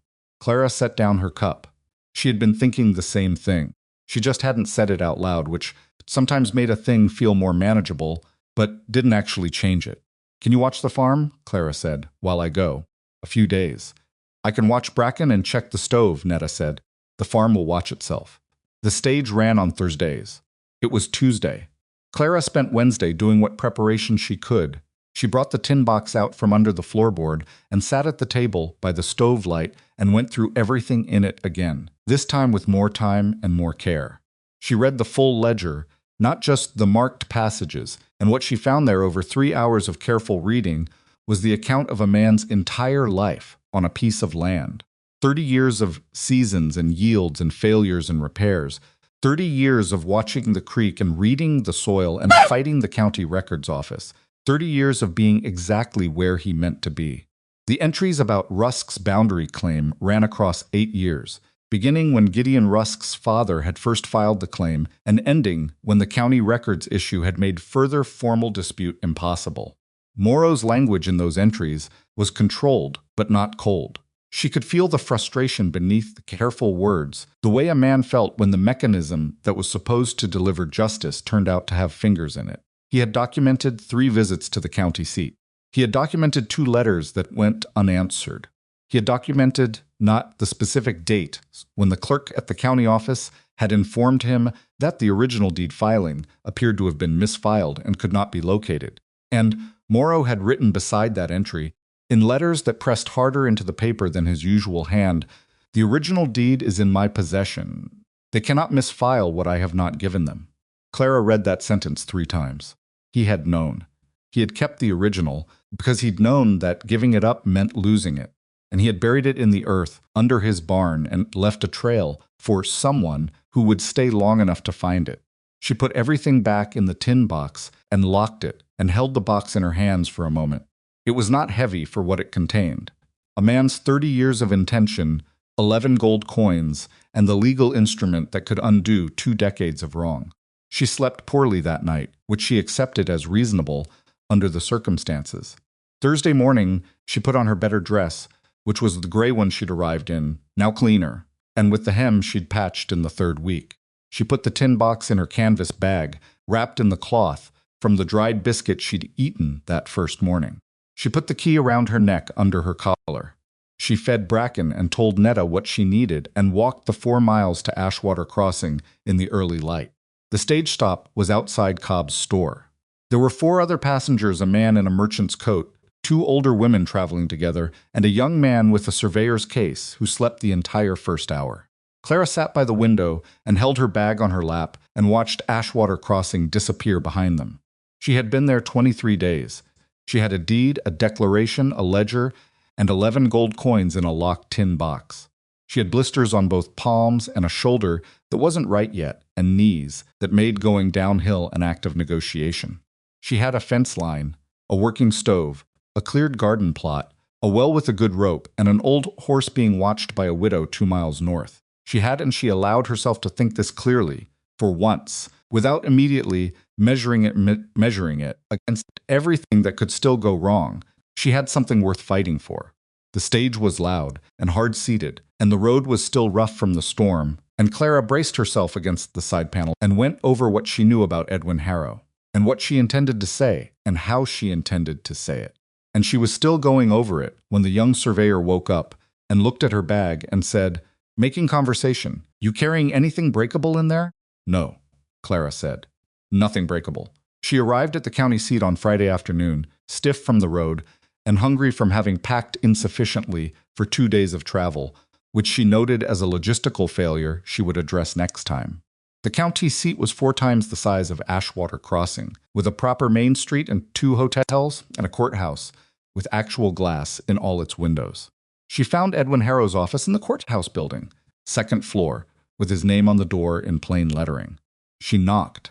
The man who opened the door was not what she'd expected, though she hadn't formed a clear expectation. He was somewhere around 60, compact and precise-looking, with reading spectacles on his nose and the slightly impatient expression of someone who'd been interrupted mid-thought. He looked at Clara the way most people looked at her. The inventory glance, the brief assessment, and then he looked at her face, and something in his expression shifted to attention. "Miss," he said, "my name is Clara Wren," Clara said. "I own Morrow Farm, outside Ashwater Crossing. I have documents I need you to examine. Original deed, a declaration, and a 30-year ledger. All belonging to Elias Morrow, the previous owner, left in my possession through the terms of his written instructions." Harrow looked at her for a moment. "You'd better come in," he said. The office was exactly the right kind of office for a man with a reputation for thorough papers, he's bait. Organized by some system that wasn't immediately apparent, but clearly functioned, a set of reference volumes on the wall shelves that showed genuine use, a desk with good lamplight. He had a second chair, which he indicated, and he sat down across from her and folded his hands. "Tell me from the beginning," he said. So she did. She told it the way she'd told things all her life, without decoration, in the order things had happened, with the specific details that mattered and the specific details left out that didn't. She told him about the dollar and the deed from Varden's office and the first 8 days of farm work. She told him about the calculation sheet and the carved mark and the replaced board. She told him about the box and the key and what she'd found inside. She put the tin box on his desk and unlocked it and laid the contents out in the order. Morrow had placed them the original deed first, then the declaration, then the ledger open to the first marked entry. Harrow didn't touch anything for the first few minutes. He read from where he sat, leaning forward slightly, his spectacles reflecting the lamplight. Then he picked up the original deed carefully, the way a man handles something he's been looking for without knowing it. He read it through completely. He set it down and picked up the declaration. He read that through too, and somewhere in the second page, his expression did something complicated that he controlled quickly. The expression of a man who had found something that confirmed something he'd suspected for a long time. The boundary claim, he said without looking up. Yes, Clara said. Rusk's father filed this in. He checked the declaration date. 22 years ago, yes. And Morrow disputed it. For 8 years. Until the original deed disappeared from county records. Harrow looked up at her. Morrow retained his copy, he said. He knew better than to give it up. Harrow sat back in his chair. He looked at the documents on his desk, and then he looked at Clara, and the expression on his face was the expression of a man choosing his next words with care. I am going to need several days to review these properly, he said. The deed language, the boundary description, the chain of filings. This isn't something I can act on in an afternoon. I understand that, Clara said. I'm prepared to leave the documents with you. I have the key. You trust me with them. Netta Hale told me to come to you. I trust Netta Hale's judgment. Something in Harrow's face softened slightly at the name, not much. But there. Netta Hale has good judgment, he said. How is she? Well, Clara said, watching my horse. He almost smiled. All right, Miss Wren, I'll need your testimony in writing your account of how and where you found these documents, in your own hand, witnessed and dated. I'll need that before you leave today. I can do that, and I'll need you reachable. Are you staying in town? I can't afford to stay long, Clara said. The farm needs, she paused. There are things that need doing. Harrow looked at her steadily. The stage runs back Saturdays, he said. That gives you today and tomorrow morning. I will have a preliminary finding for you before you go, and a formal communication will follow within 2 weeks to the farm address. He paused. You understand that the boundary matter cannot be resolved in 2 weeks. This is a process. I know it's a process, Clara said. I'm not asking for resolution. I'm asking for someone with the right authority to look at what Elias Morrow left behind and tell me if it means what I think it means. Harrow looked at the documents on his desk again. It means something, he said. That much I can tell you already. She wrote her testimony at Harrow's desk, 4 pages in her cramped hand, covering everything she could remember in the order it had happened. She signed it and he witnessed it, and she left the documents, all of them, the deed and the declaration, and the ledger in his keeping, and she walked out of the courthouse, county seat, and into the late afternoon of the county seat, with the tin box empty under her arm and the key still around her neck and the stage leaving at 7 the next morning. She found a room at the cheaper of the 2 hotels, for what the stage ticket had left her barely, but enough, and she ate the meal the hotel served for guests that evening, which was beef stew that was more stew than beef, but warm and adequate. And she sat at the small table in her room afterward and looked at the empty tin box and thought about Elias Morrow. He had built something, and he had defended it, and he had lost the mechanism to do it formally, and rather than let it die with him, he had buried it in the earth and left a trail for someone with the patience to find it. He had not known who that person would be. He could not have known. He had just made the trail clear enough and trusted the rest to time. Clara turned the empty box over in her hands. She thought about what Harrow had said to mean something, and she thought about the boundary claim and the 22 years, and Gideon Rusk's gray horse and his careful expression. She thought about Netta Hale saying the staying kind.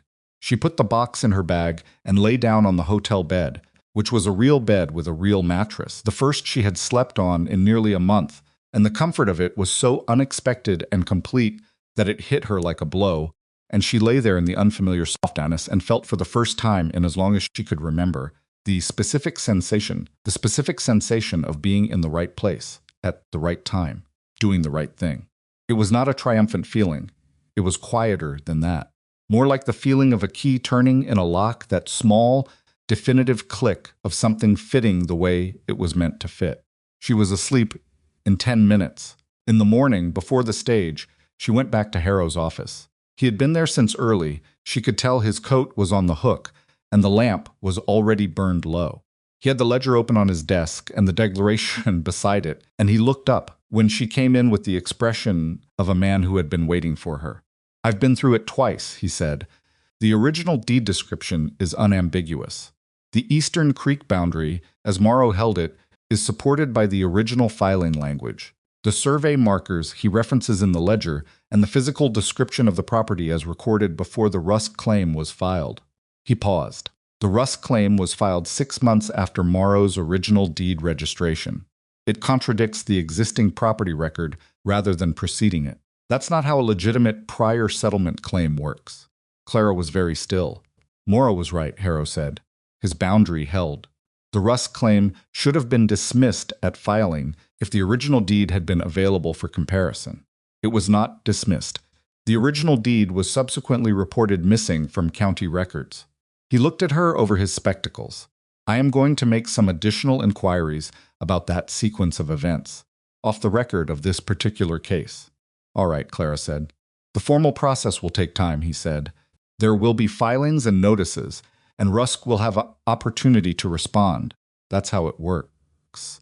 "I know, but the foundation is solid." He looked at her steadily. "What Morrow buried in that barn is sufficient to support the legal position you need. Most of its windows were dark." Clara looked at the ledger on his desk, Elias Morrow's 30 years of precise handwriting, and she thought about a man working a piece of land alone at the end of his life, making sure the record existed even if nobody was there to read it yet. "Can I ask you something?" she said. "Yes." "Did you know Morrow? Personally?" Harrow was quiet for a moment.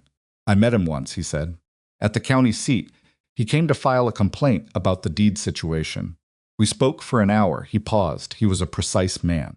"Not easy particularly, but precise." "Yes," Clara said. "That's what people say." "He told me he'd made arrangements," Harrow said, "for the property. He didn't say what kind. I assumed he meant a will." He looked at Clara. He meant something more than a will.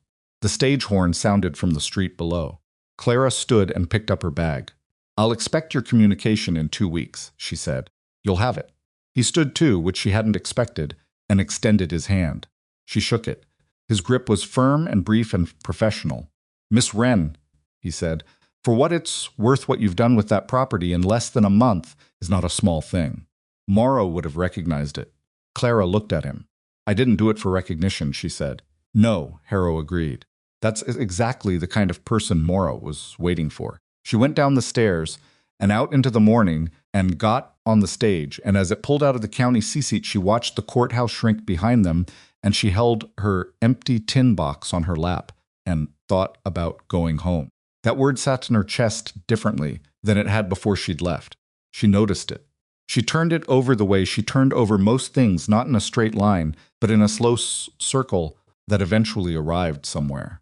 Home was the gray dress and the canvas coat, and Bracken's bad hock, and the knees that ached on the hill, and the well rope she'd rigged herself, and the floor she'd fixed, and the fence she'd built, and the stove that drew clean, and the wild onions in. The garden plot, and Netta Hale's voice, through the trees and the tin box, now empty, but once full, and the key around her neck that had turned in a lock at the bottom of 2.5 feet of earth. Home was what happened when you stayed long enough to make a place yours. She was almost there. The stage hit a rough section of road, and the passengers grabbed their various handholds, and the surveyor's case slid across the floor, and Clara braced her feet and rode the jolt without losing her grip on the box. And when the road smoothed out again, she settled back against the panel and closed her eyes and let the miles go by under her. She had documents in Harrow's hands. She had a fence that would hold.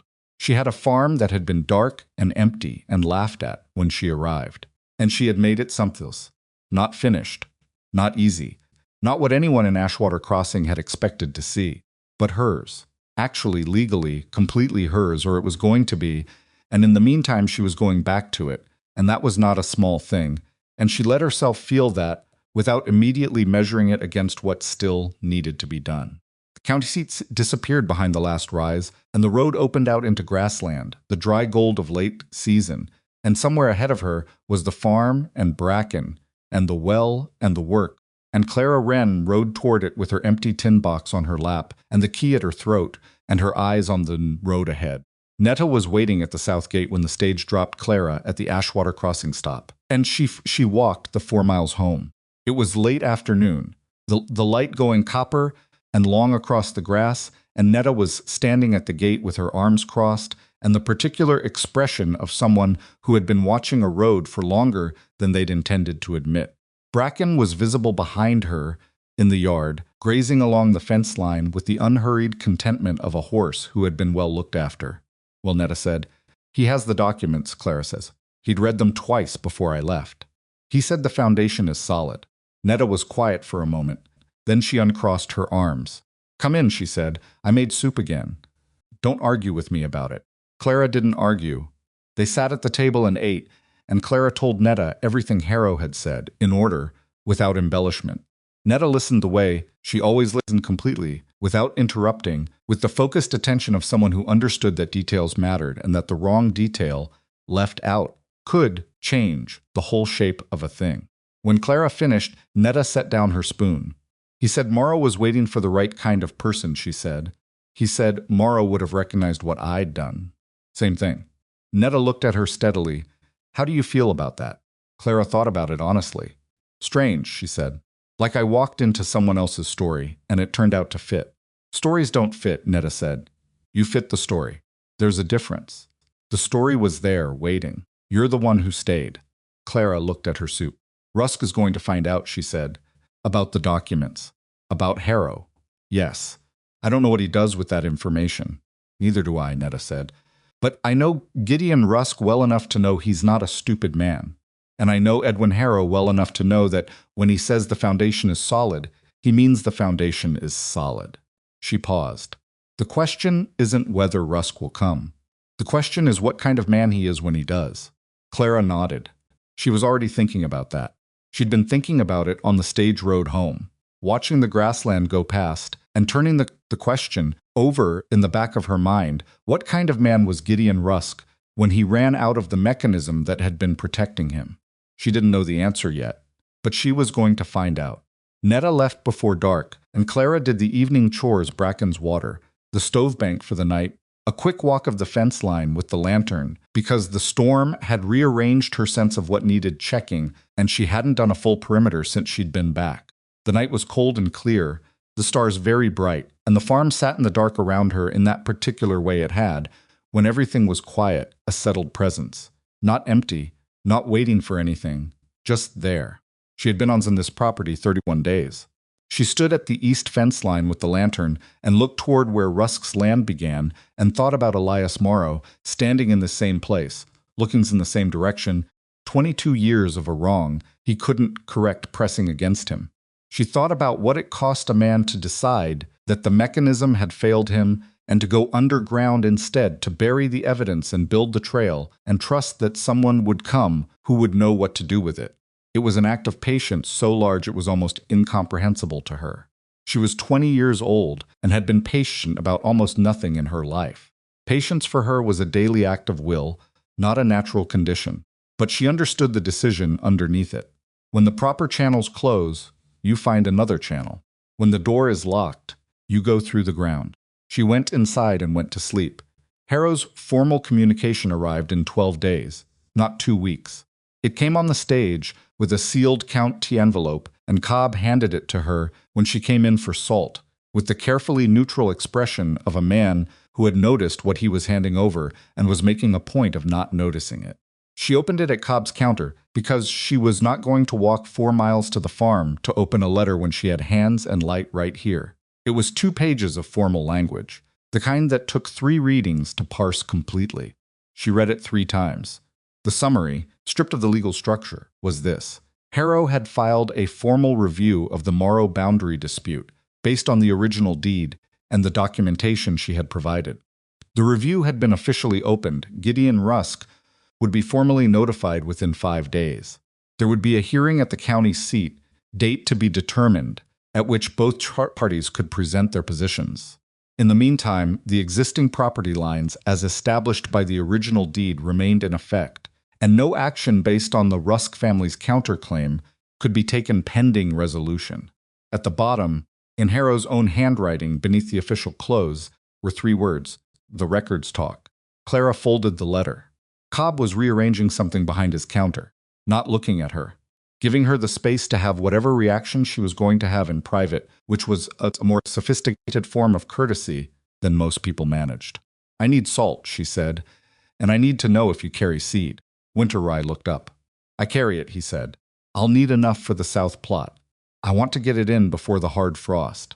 He nodded and went to the back and came out with the salt and a sack of winter rye and put them on the counter and told her the price, and she paid it from what Harrow had returned of the gold, the amount left, after the tax note and the materials had been settled. Less than Morrow had accumulated, but more than Clara had thought. Most of its windows were dark, and she had a small and careful amount now that she was spending with the focus of someone who understood that careful and small were not the same as insufficient. She walked home with the salt and the seed sack and her letter in her coat pocket, and she planted the winter rye that afternoon in the south plot, pressing the seed into the cold ground in the rows Morrow had originally laid out, which she could still see if she looked carefully at the soil pattern. Row by row, her knees in the earth, her hands dark with soil, the cold coming down through the late afternoon.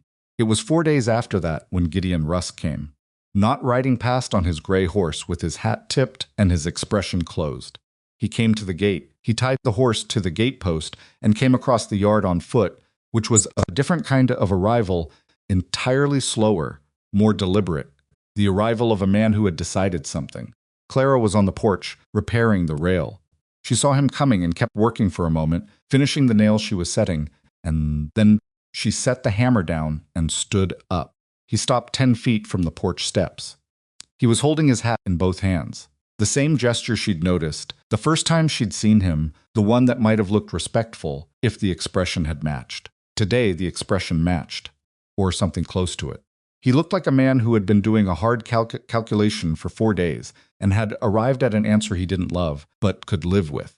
"Miss Wren," he said. "Mr. Rusk," she said, a pause that had weight. "I got the county notice," he said. "I expected you would."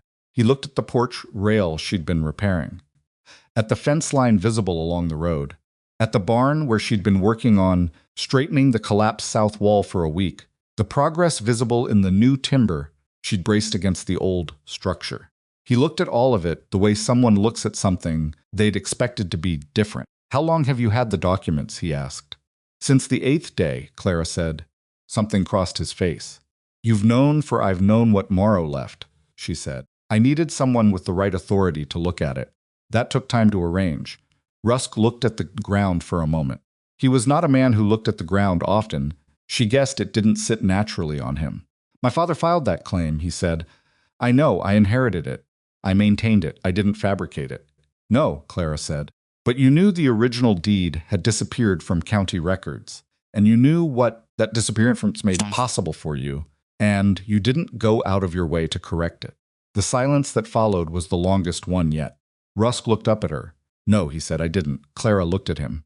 She was trying to read what was underneath the admission, whether it was the beginning of something, or just a tactical concession from a man who'd done the math, and decided this was the better position to hold going into a hearing. She couldn't tell. People were not always readable, even when they were trying to be honest. That was a thing she'd learned on the road. "What do you want?" she said. "Coming here?" Rusk turned his hat in his hands. "I want to know what kind of person I'm dealing with," he said, "before the hearing. Before this gets larger than it needs to be. The kind of person you're dealing with," Clara said, "is the kind who's been on this property for 5 weeks with no team and no capital and $1, and who intends to be here 5 years from now. That's the only kind I know how to be." Rusk looked at her for a long moment. "The water access," he said. "The low bank on the east. My herd needs that access."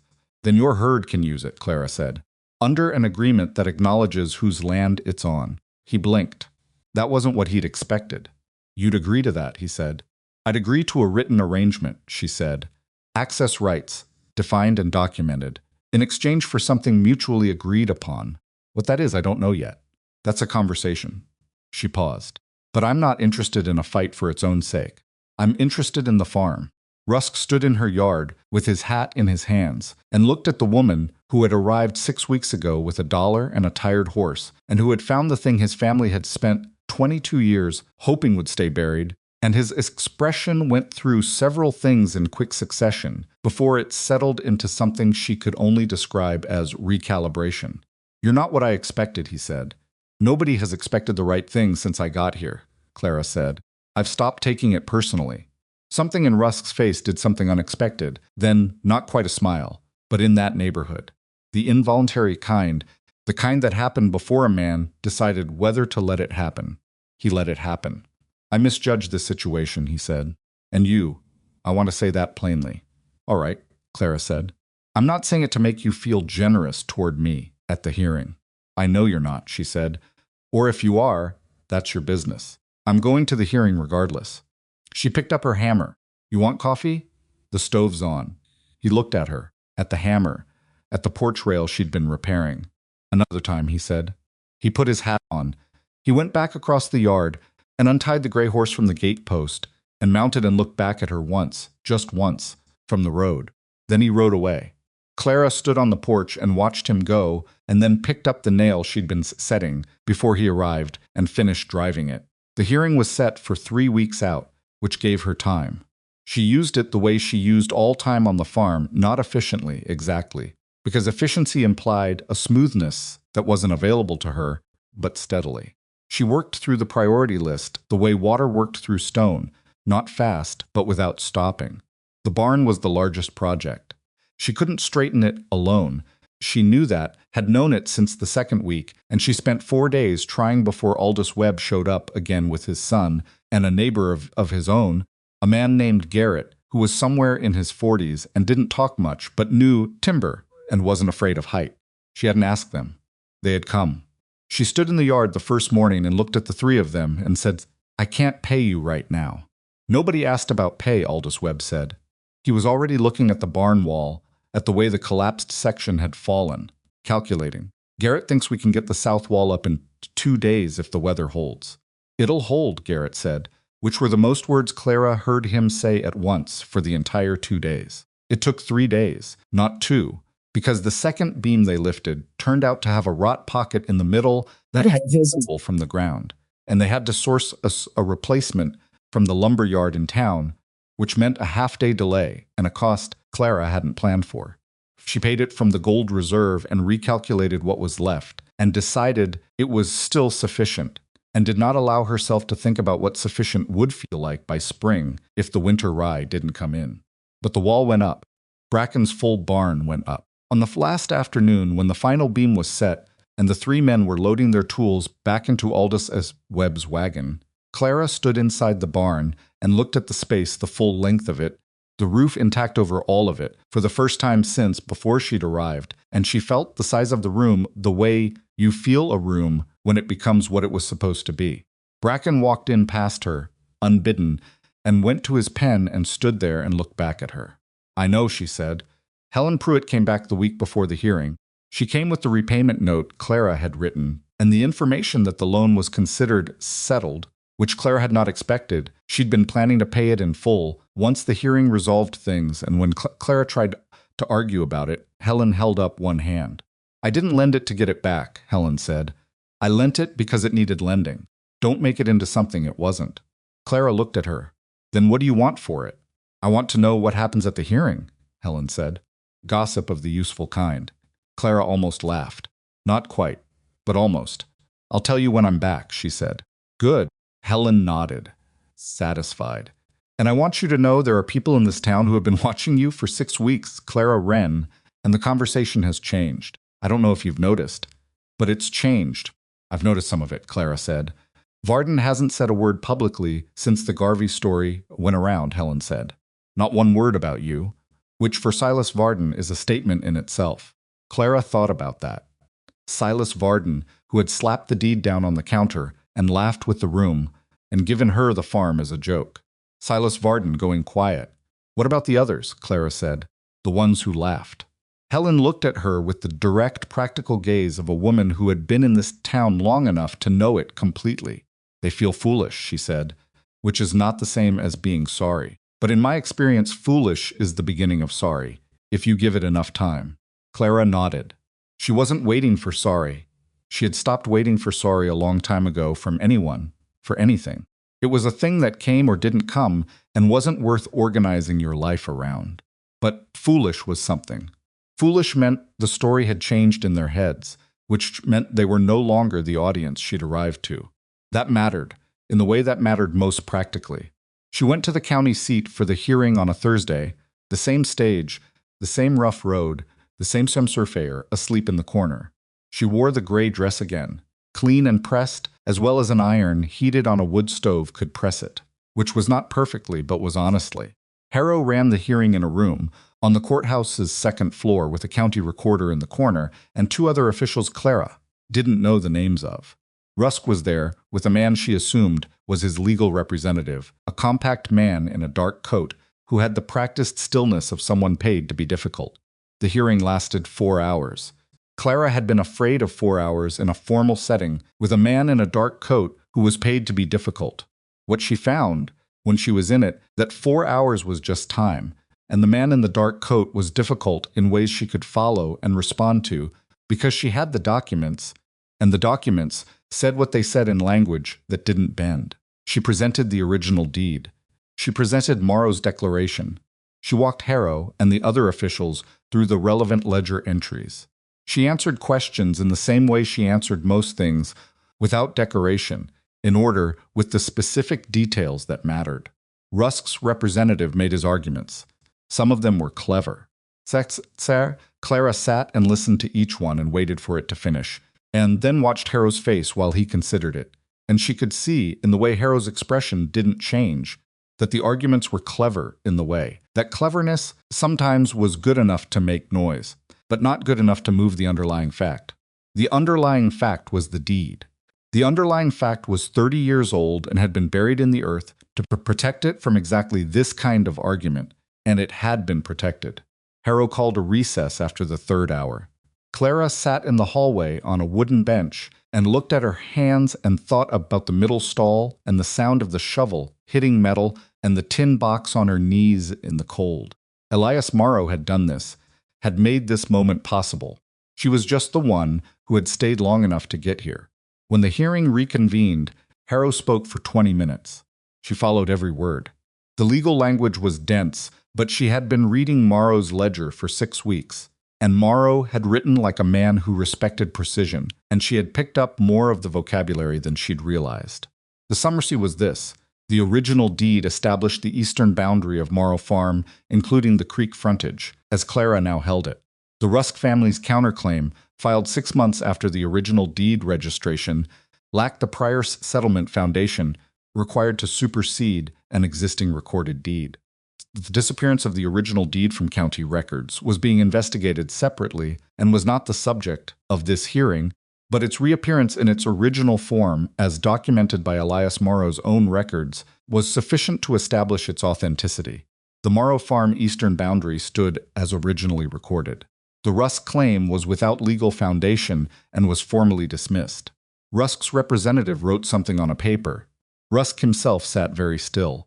Clara sat very still too on her side of the room and let the ruling land in her without immediately doing anything with it. Harrow looked at her over his spectacles. "Miss Wren," he said, "the county recorder will provide you with certified copies of today's ruling and the reinstated deed description. These should be retained with your property documents." "Yes, sir," she said. "There is also the matter of the access arrangement you indicated may be under discussion." She looked at Rusk. Rusk looked at her. "We can work it out," Rusk said. His voice was level, not warm, but level, which was the right temperature for the beginning of an agreement between people who were going to be neighbors for the foreseeable future. "Yes," Clara said. "We can. They didn't work it out in that room. They worked it out 3 days later, at a table in Cobb's store because neither of them had suggested the other's property, and Cobb had offered the back room without being asked, which was so characteristically Cobb that Clara almost smiled when he said it. The arrangement was straightforward. Ruck's cattle retained access rights to the low bank on the East Creek frontage in exchange for first right of purchase on 10 acres of his east pasture at fair market value should he ever sell, plus 50 pounds of grain delivered before first frost each year for the next 5 years. Clara had thought about it for 2 days before the meeting, and she knew what she was asking, and she knew what she was giving, and she thought both sides were honest. Rusk sat across the table and read the terms she'd written out and looked up at her. The pasture option, he said. That's a long play. I'm planning to be here a long time, she said. He looked at the terms again. The grain delivery is fair, he said. The pasture option is speculative. I know. You can decline it. What do you want instead if I decline it? Clara thought about it. Labor, she said. 2 days of your men's labor in spring and 2 in fall, for 5 years. Rusk considered this. It was a different kind of cost, immediate, annual, with no speculative component. He was recalculating something. She could see it. 3 springs and 3 falls, he said. Starting next season. No time limit after that. She looked at him. Indefinite labor exchange after 3 years? Good faith arrangement. Neighbor to neighbor. You need help on the farm, you ask. I need something, I ask. Nothing formal.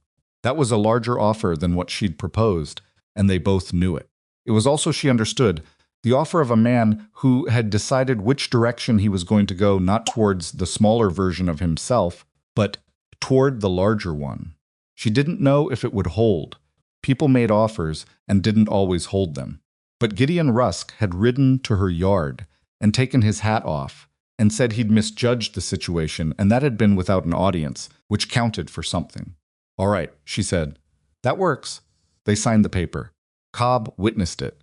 Nobody shook hands, it wasn't that kind of moment, but Rusk stood up and put his hat on and looked at her and said, I'll have the first grain delivery before the frost.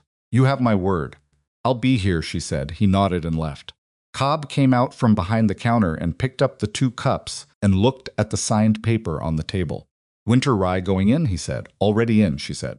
South plot. Need anything else? She looked at her list. She always had a list. Window glass, she said. For the 2 front windows. Before the hard cold, he nodded. I can get it on the next supply run. Week from Thursday. I'll need to owe you a few days on it. I know, he said. Which was all he said, which was all that needed saying. The window glass went in on a Saturday in late October, and Clara did it herself with a guide from a pamphlet Cobb had thrown in with the purchase, and it was not a smooth installation. She cut one piece slightly crooked and had to rescore it, and the second time she cracked it, which cost her 30 minutes, and some language, she was glad. Netta wasn't there to hear, but the windows went in, and the light came through them, and the farmhouse was suddenly unmistakably warmer than it had been. She stood back and looked at the front of the farmhouse with the glass in the windows and the porch rail she'd repaired, and the fence line along the road that was solid and straight, and she tried to see it the way it had looked when she'd first walked up the track six weeks ago. She couldn't quite do it. The picture she'd walked toward that first evening had been overlaid by everything that had come after, and she couldn't get back to the original exposure, no matter how she tried. That seemed right. The first frost came the second week of November. Clara had been watching for it, watching the temperature in the evenings, watching Bracken's winter coat coming in faster than it had last year, watching the wild onion tops go yellow at the edges, and when it came she was ready. The root vegetables Cobb had helped her source stored in the cool corner. The hay for Bracken's stacked in the barn's repaired section, the stove banked, to hold through the night. The window glass sealed with the cloth strips she'd cut from the third hem of her dress. The morning after the first frost, she walked the south plot and looked at the winter rye.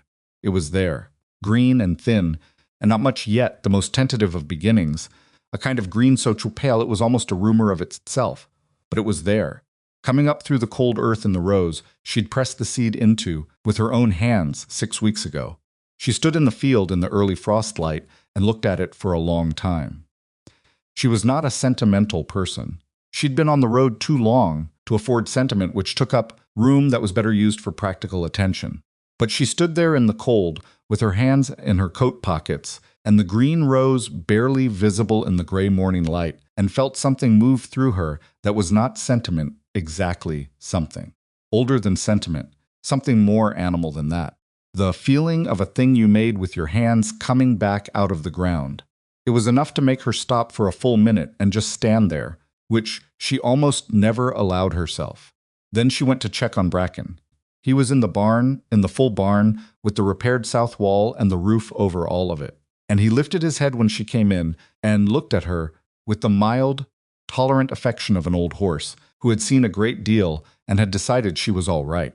She checked his water and checked his hock stiffer in the cold, as expected, but not worse, and filled his hay rack and stood next to him for a moment with her hand on his neck. We did it, she told him, which she knew was foolish. He was a horse. He dropped his head and went back to the hay, which seemed like agreement. She was on the porch that evening, sitting on the repaired rail. She hadn't built a chair yet. That was on the spring list when Netta came down the road. Not a planned visit, just the kind of visit that happened between people who lived close enough to each other that stopping by was a natural thing, not an event. Netta came through the gate and looked at the farmhouse and the barn and the fence line in the last of the evening light. And she looked at Clara sitting on the porch rail, and she stopped in the yard. It looks like a farm, Netta said. It is a farm, Clara said. I know. Netta looked at it a moment more. I mean, it looks like one, from the outside, like someone is on it. Clara looked at the front of the farmhouse. The glass in the windows caught the last light and threw it back, warm and amber, and the smoke from the chimney was steady and straight in the still air, and the south fence line ran clean to the gate. Come in, she said. Stoves on. They sat at the table that had a proper timber leg now, and drank Netta's coffee. Netta had brought it, which Clara had stopped arguing about 2 weeks ago, and talked about the winter rye and the grain delivery Rusk had sent as promised, and the plan Clara had for the east section of the garden in spring, and at some point the talk ran out, and they just sat in the warm kitchen in the comfortable silence of two people who didn't need to fill every space. Netta put down her cup and said, Elias would have liked you. Clara looked at her. I know I keep saying things about Elias, Netta said, a little self-consciously. I don't mean to make him into a legend. He was a difficult man who didn't say thank you enough and forgot people's names on purpose when he'd decided he wasn't interested in them. She paused. It was Woodurg, but he built something good and he cared about it going to the right person, and I think he would have been glad it was you. Clara thought about the ledger. About the first entry, the ground is good, the water is close. This will be sufficient. And the last one, if you were reading this, then you stayed. He didn't know it would be me, she said. No, Netta said. He just knew the right person would stay, and the wrong ones would leave. She looked at Clara. 3 families left. 3 families left, Clara agreed. She thought about that, not for the first time, but differently now than before, not as a warning she'd ignored, but as a fact she'd walked through. 3 families had come here with more than she had, and had found it too much, and had gone. She had come with $1 and a tired horse and had stayed. Not because she was stronger than those families, or smarter, or more capable. Because she had nowhere else that was hers. Because the road had given her nothing to go back to, and so going forward was the only calculation that made sense. That was not a heroic reason. It was the most ordinary reason in the world. You stay because staying is the only thing that makes arithmetic sense. And then you stay because the place starts to become something. And then you stay because you've become something too. Something you weren't before you got there. And that something doesn't exist anywhere else. She had not come to Morrow Farm to prove anything to anyone. She had come because she had $1 and a horse and a rumor of a property nobody wanted. Everything that followed had been the result of ordinary decisions made one at a time under pressure: haul the water, fix the flue, dig when you can, go when you have to, come back. Nothing extraordinary. Just uninterrupted.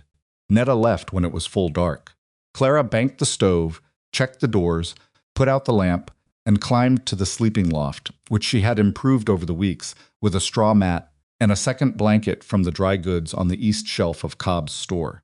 She lay down and looked up at the roof beams above her, which were sound. She knew every beam in this farmhouse now, knew which ones were old growth, and which had been repaired, and which had dried, wrong but held anyway.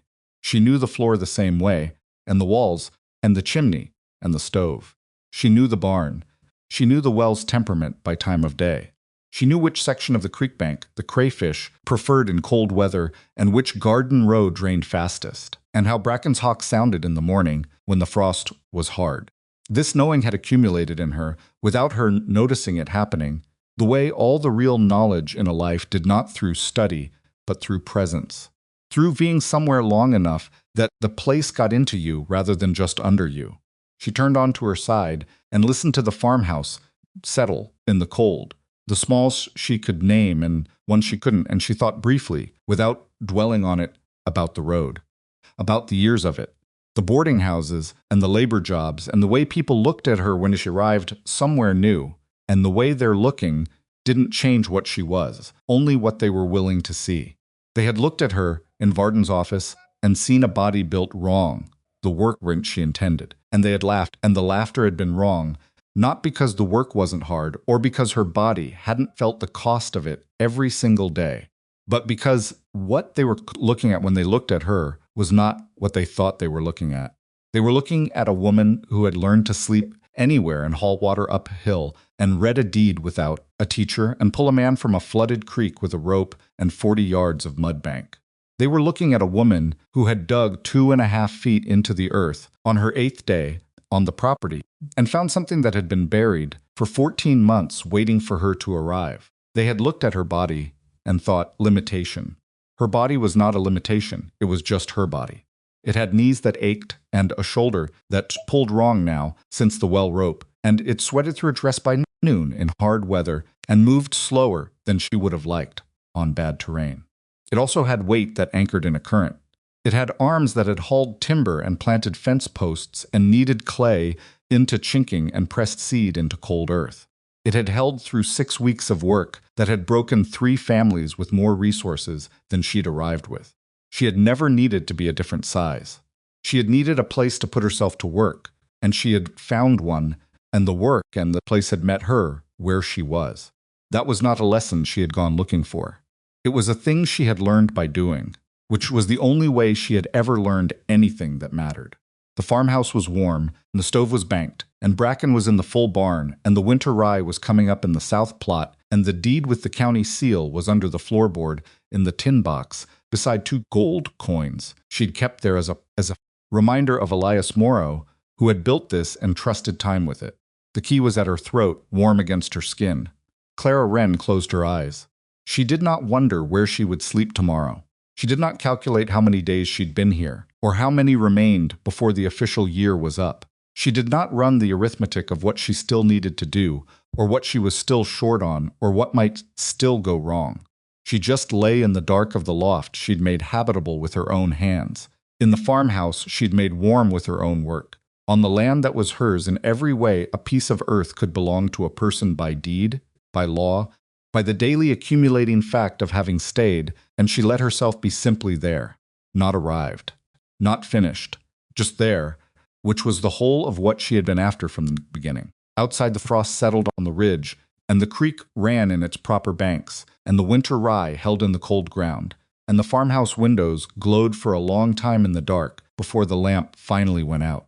It was the kind of light that was visible from the road, kind that said, someone is on this land, the kind that said someone is staying.